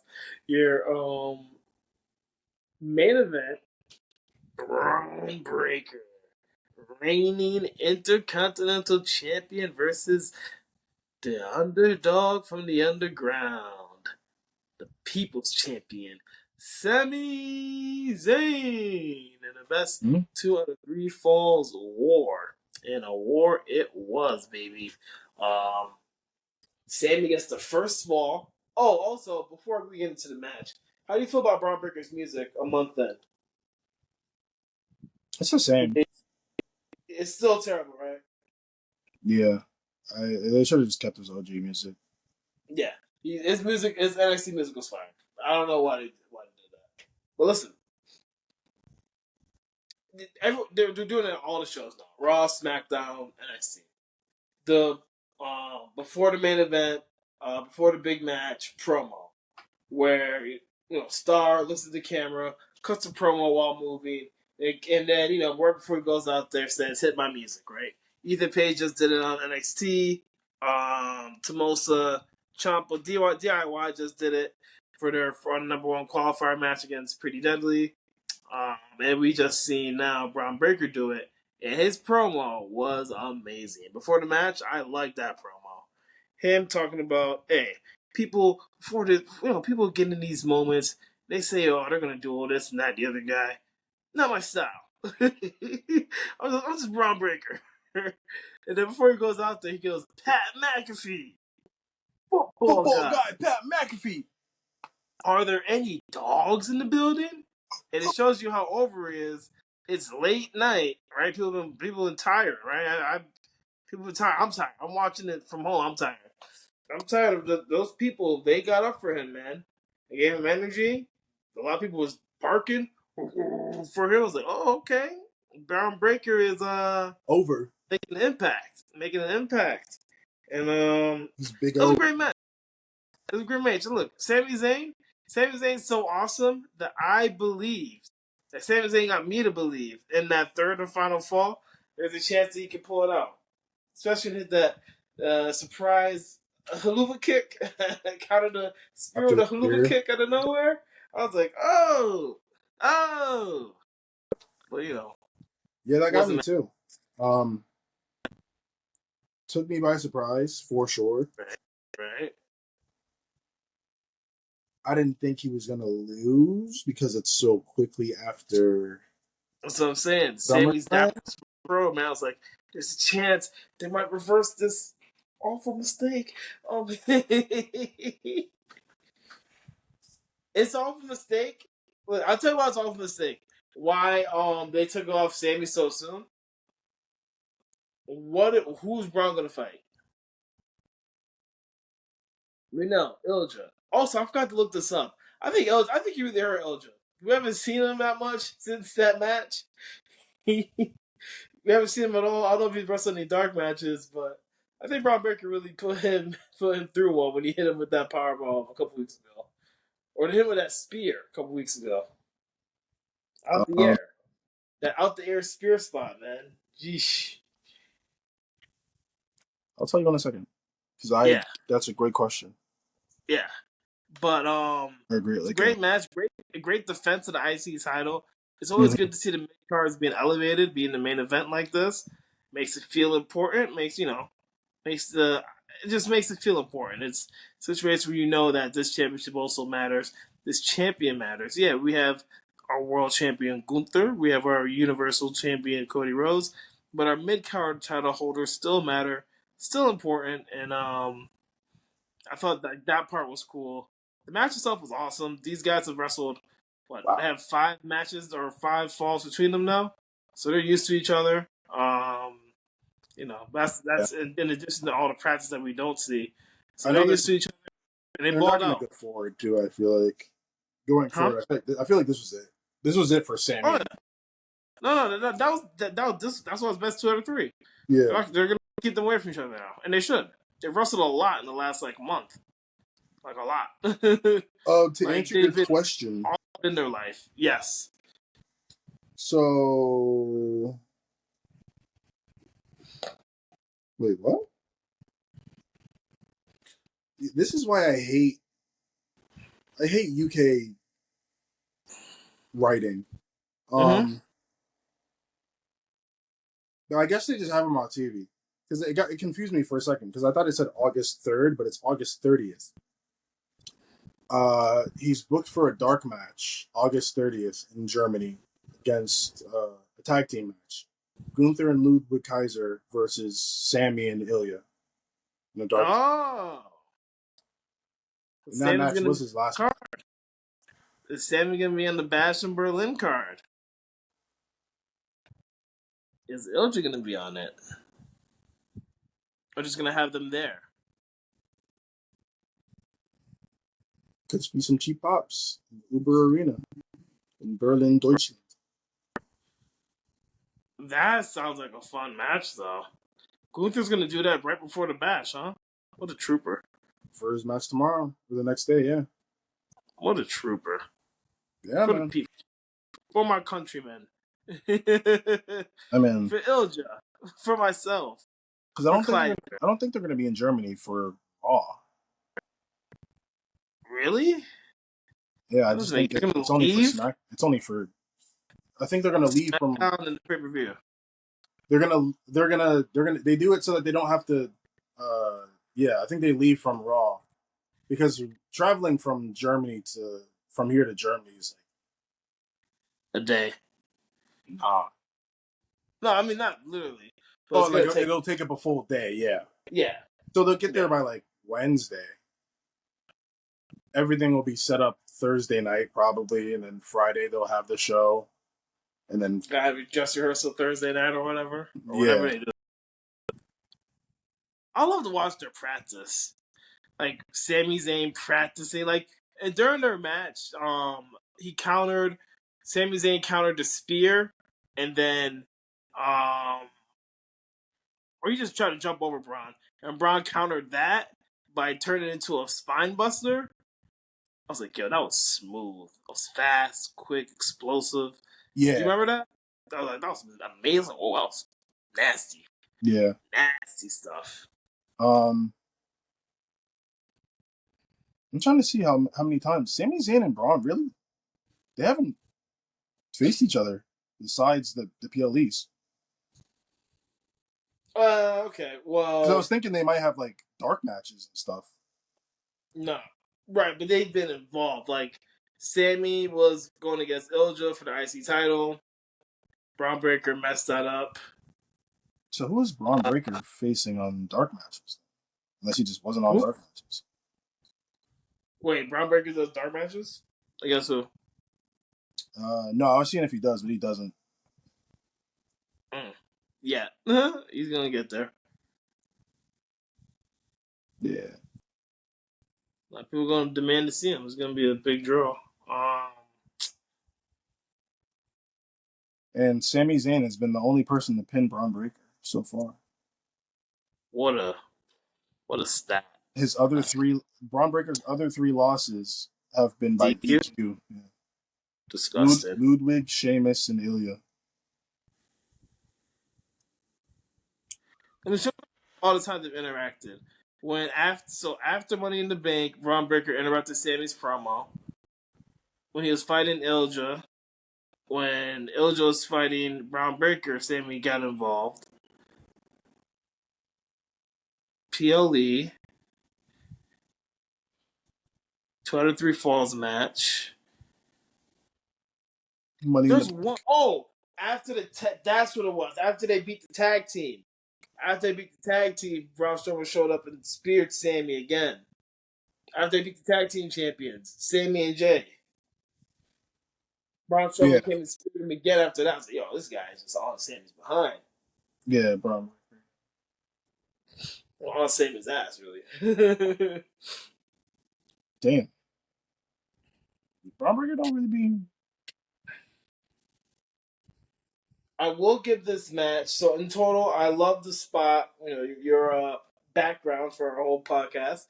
I like that spot a lot. I also liked the reversal of the hula kick, and then the Braun Breaker, Poison Rana, Hurricane Rana, the Breakensteiner.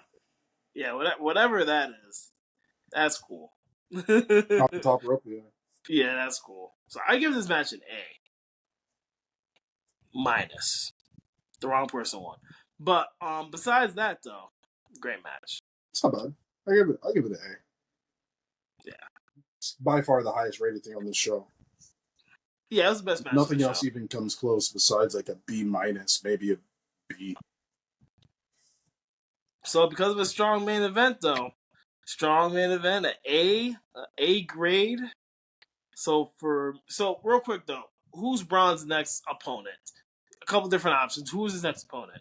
Is it our guy Big Bronson? Is it my guy Big Bronson Reed, or someone else? I don't think it should be Bronson Reed. I think that won't do him any justice whatsoever. Just because he's Braun Reed or both? Huh? Braun Breaker or Reed or both?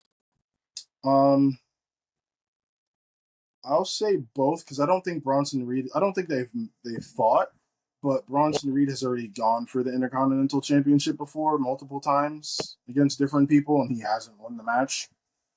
And it's been triple threat matches too, and he still hasn't come out on top. So it's like, don't put him in that category again because he's going against he's taking out Seth Rollins, who's a main event caliber person. Let him lean, huh? Braun Breaker's main eventing. Well, I mean main event in the sense of world title picture. Yeah, okay. So don't put him in that. Don't leave him in there where he can put on those high caliber matches against the big guys first, and then put him up for a mid card title maybe. Just so that he can. Would you mind Bronson Reed versus I don't even know. Bronson Reed versus Drew for number 1 contender battle? Something like that, or? No, I wouldn't mind that. Right? Okay. That wouldn't be bad. I know that they're probably going to want to do. They're probably going to try and somehow get to Sheamus and Gunther again. I feel like you kind of have to. One thing I would love absolutely love. I thought we were going to get it before. I feel like everyone thought we were going to get it before when he was in the Royal Rumble. Brock Lesnar versus Gunther when Brock Lesnar eventually returns. You think he's coming back? I think that's WrestleMania. You think he's coming back? Yeah, Triple H already said it's up to Brock. He's like, Brock is just enjoying his life. He's like, it's up to Brock at this point. Because only thing that happened with Brock is Brock wasn't directly named in it, but the only thing that happened is that he requested like a P video compared to like everything else that happened in that lawsuit.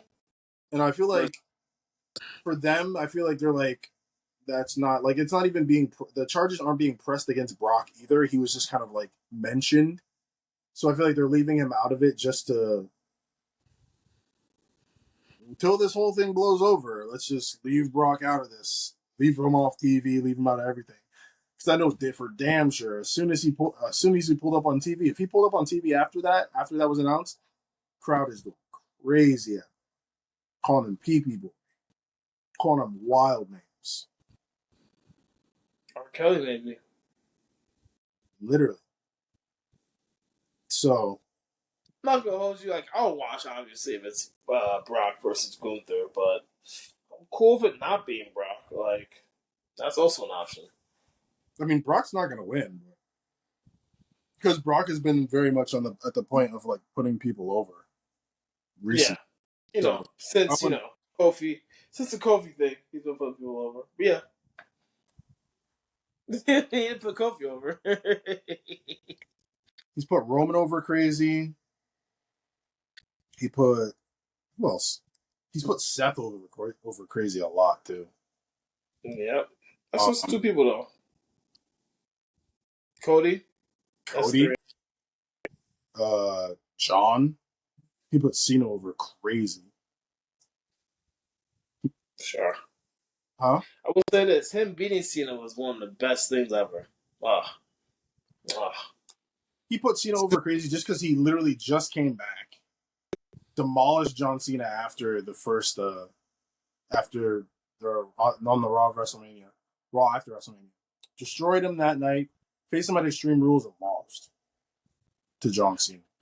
Bro, that's your first match back, and it was like an Extreme Rules match or something. I remember him taking Cena to Suplex City. That was like 2014, 2015 when they revisited. It's me, Teddy, and all watching that match, and it was like, yeah, we couldn't believe it. I was like, yeah, again, Suplex him again. That was beautiful. Then the very next Raw, Cena destroys the Wyatt family all by himself. Oh. Yeah, bro. I mean, I don't know about that. That's all. That's. You know what? I wouldn't mind seeing. I feel like they have to have a match first, though. I was gonna say I wouldn't mind seeing Chad Gable versus Braun Breaker. Yeah, I'm good on that. You're I'm good on that. We need the Alpha Academy. Excuse me. We need American Made to fight people they can beat. Get some more. There's not too many people on the roster. Yes, there is.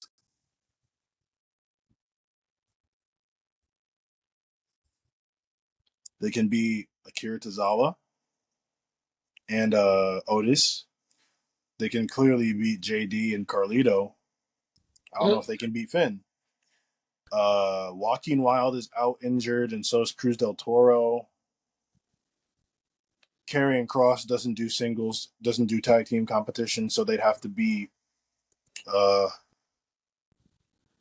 Well, they wouldn't even face AOP because they're faces. They're heels. They could face R-Truth and The Miz. R-Truth is gone, brother. Gone. Oh yeah, he's dead. Only other people to face them is Kofi Kingston. And Odyssey Jones. Yeah. I mean, that's the only other tag team they could face. Well, there's AOP, and then who else? What, for heels? just who else? Who are the bodies? Who are the bodies that they can fight? AOP, Judgment Day, or Street Trash, as they will soon be called, apparently. AOP,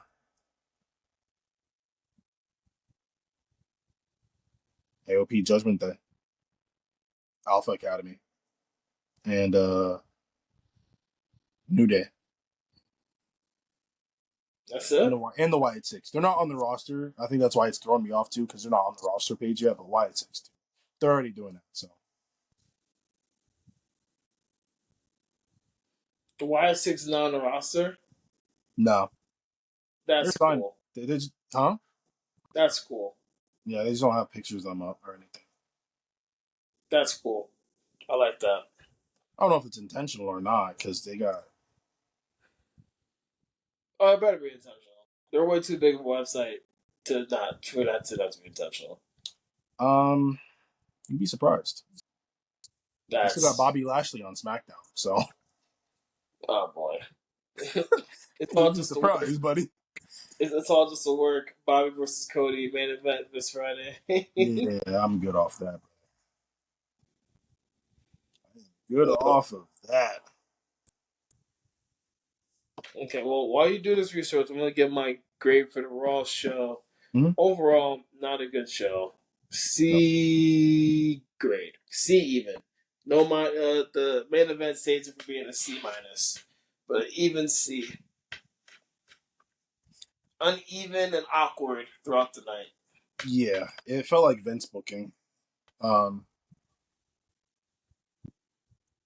well, they've centered everything around the Judgment Day, which I like, but they've kind of messed up how to book the feud and how to communicate. So, if the Judgment Day is off, right? Judgment Day didn't have the best night. Raw's gonna be, Raw's gonna struggle. Oh, apparently Damian Priest is in a relationship with KC Square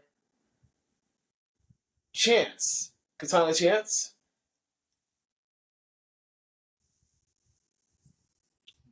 Apparently so not the black girl, the white girl? Black girl. Kaden Carter. Kaden Carter is the black girl? Yeah. That's sure her. Are you sure? They keep doing TikToks together. And they had like a relationship TikTok just now. I was trying to see. I was like, interesting. I don't know. I wouldn't be surprised. I don't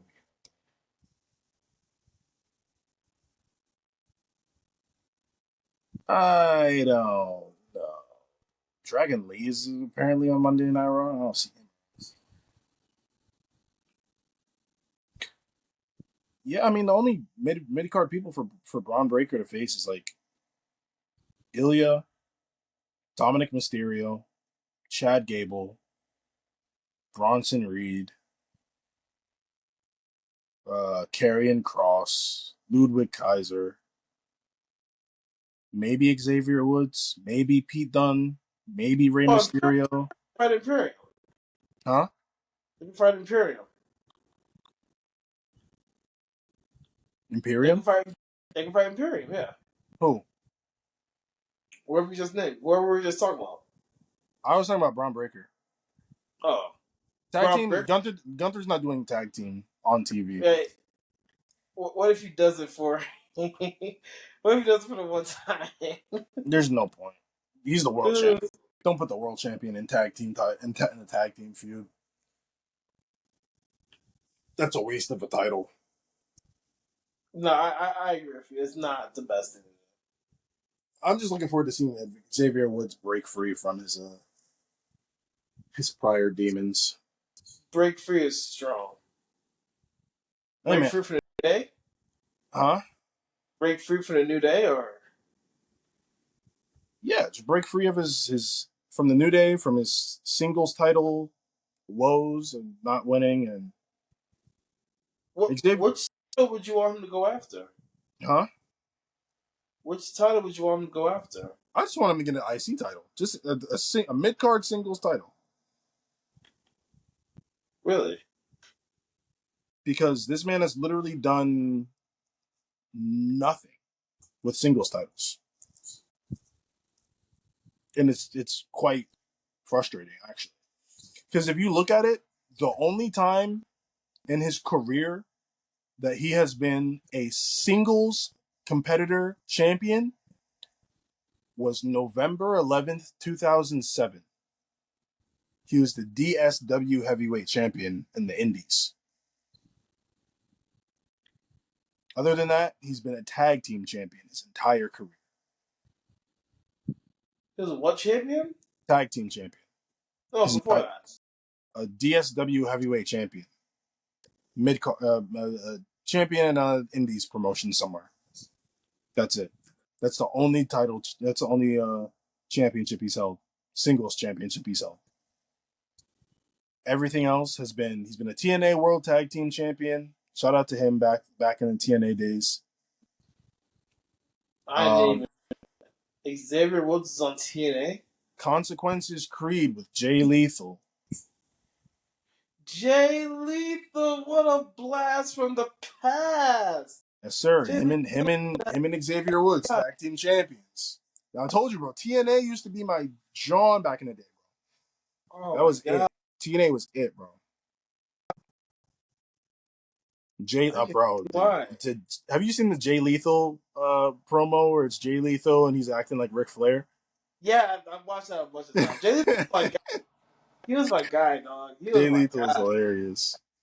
I didn't really follow him afterwards. I feel bad. I should have followed him. He's literally just been straight. He's the DSW heavyweight champion. Then he went to being the NWA Anarchy Tag Team Champion. Then the TNA World Tag Team Champion, FCW Tag Team Champion, and then from there it's just been WWE Tag Team Champion, Raw, SmackDown, and then NXT was his most recent one. Is he? Wow, that was in 2023 when they won. That was 2022 when they won to 2023 when they lost it. Wow. New Day. They were NXT Tag Team Champions in 2023. Beginning of 2023. February, they lost it. Yeah. That's crazy. I felt like New Day? Sucks.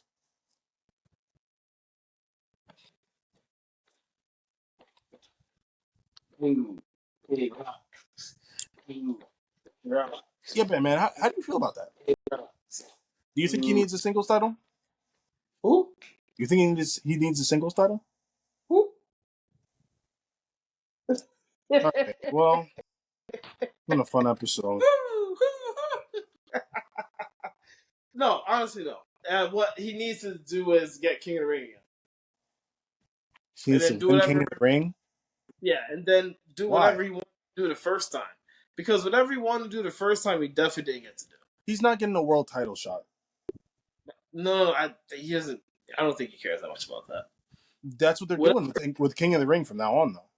Right, but whatever he had envisioned from doing King of the Ring, I want him to be able to do that. For him. I don't, Yeah, fuck that. Wow. What if that man doesn't care about the IC title, Jordan? Now what? What if he just wants to be King of the Ring? He don't care about something. He's already won King of the Ring. If you're not a singles champion, I don't care who you are in WWE. Mm-hmm. You could be known as one of the greatest tag team champions of all time, which he is. I'd say they're second behind the Usos. One, but okay. They're the second longest tag team champion, reigning tag team champion. They're top two and not two. They're two in the rankings, though. So, they're two. No, they're right. They're two because the Usos are the ones. So it's okay. But,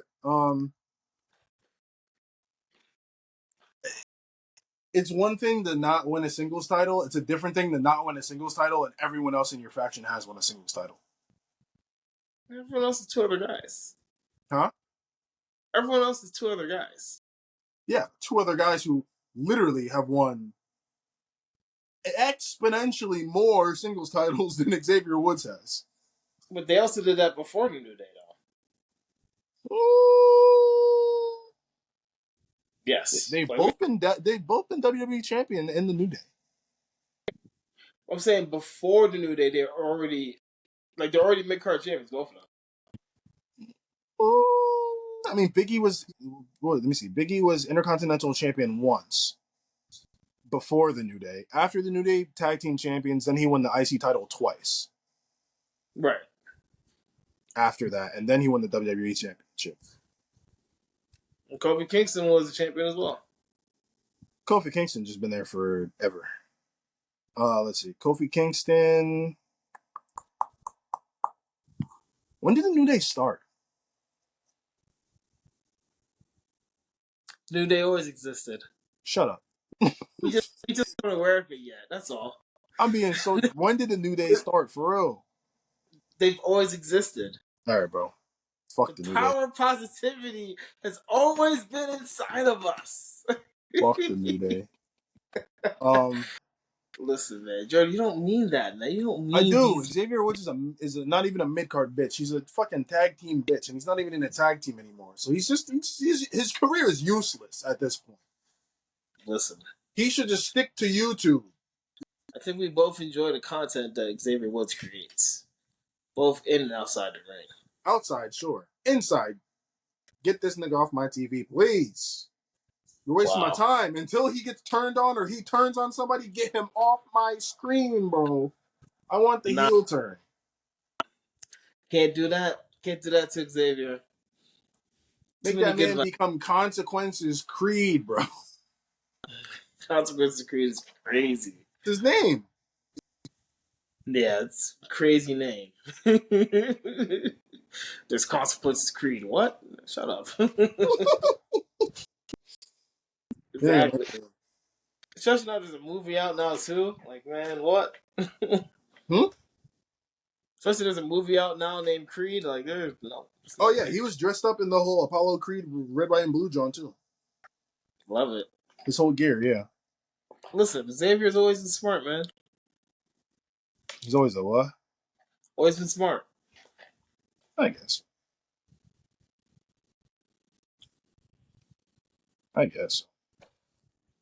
So let's close this up. We're closing in on 3 hours. We're closing this up right now.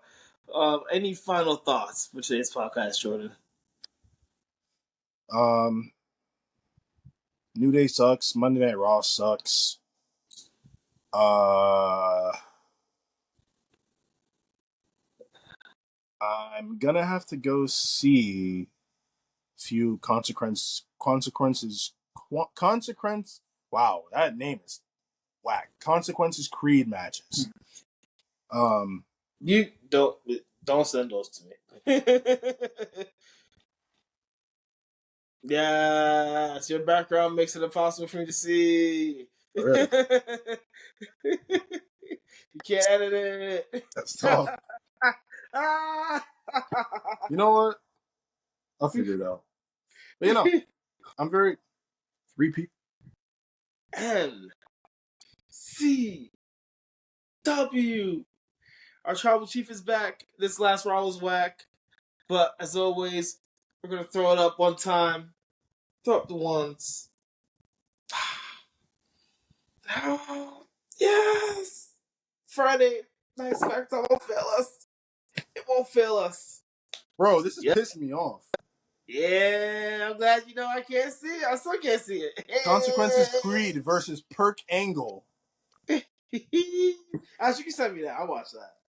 No. You can find it yourself. I ain't sending you jack shit. Because you said you didn't want me to send you nothing. So I ain't sending you shit. That's right. That's tough, buddy. Right. That's right. Hey, you know what that is? What? That's back to life, baby. Oh.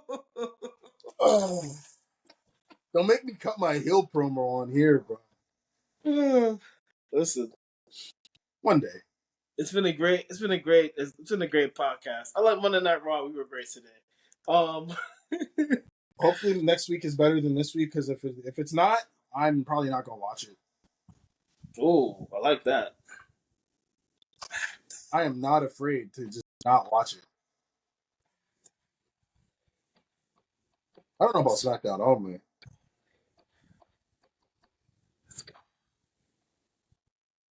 We'll see.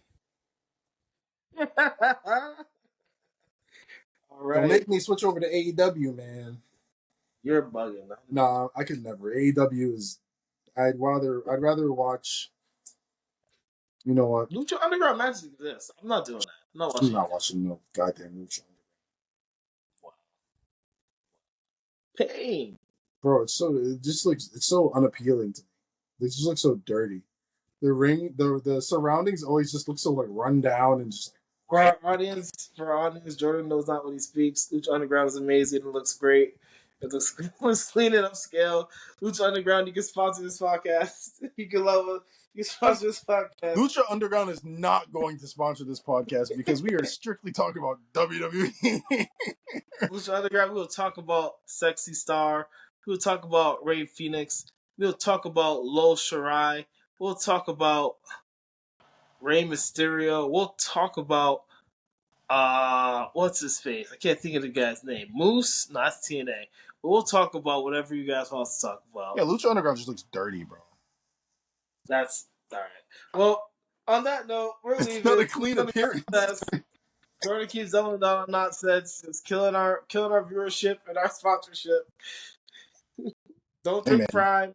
Prime will give us more money than Lucha Underground. So. If you see a Prime bottle, kick it. If you see someone drinking Prime, knock it out their hands, but not violently. We don't advocate for that here. If you see someone drinking Prime, gently suggest that they drink literally anything else. If you ever see Brandon in public, hand him a bottle of Prime. Well, I'm not worried about that. Because who has Prime on them? Who just has Prime in their pocket, Jordan? We're going to put Brandon's address in the comments down below. We're going to put Brandon's address down below. Send Brandon Prime. But 2 hours, 41 minutes. I don't know how you're going to edit this, Jordan. I'm not going to edit nothing. It's going straight up. Huh? It's going straight up. I'm not editing nothing. Unedited. All right, let's. Well, Brandon's address will be in the comments down below. Send him Prime.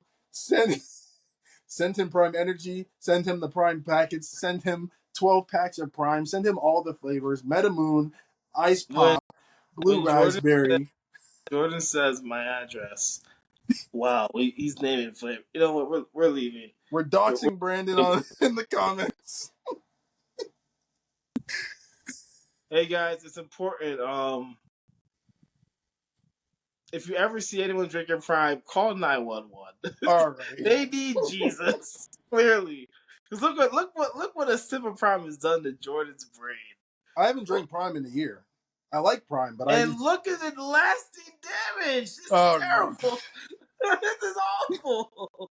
Look what it's done to your mind. For the MCW faithful, thank you so much. Adios. For the one time. Deuces. We'll catch y'all on Saturday. You want to record Saturday or Friday? Saturday always. All right. I'll catch y'all Saturday. Deuces. Deuces. Peace.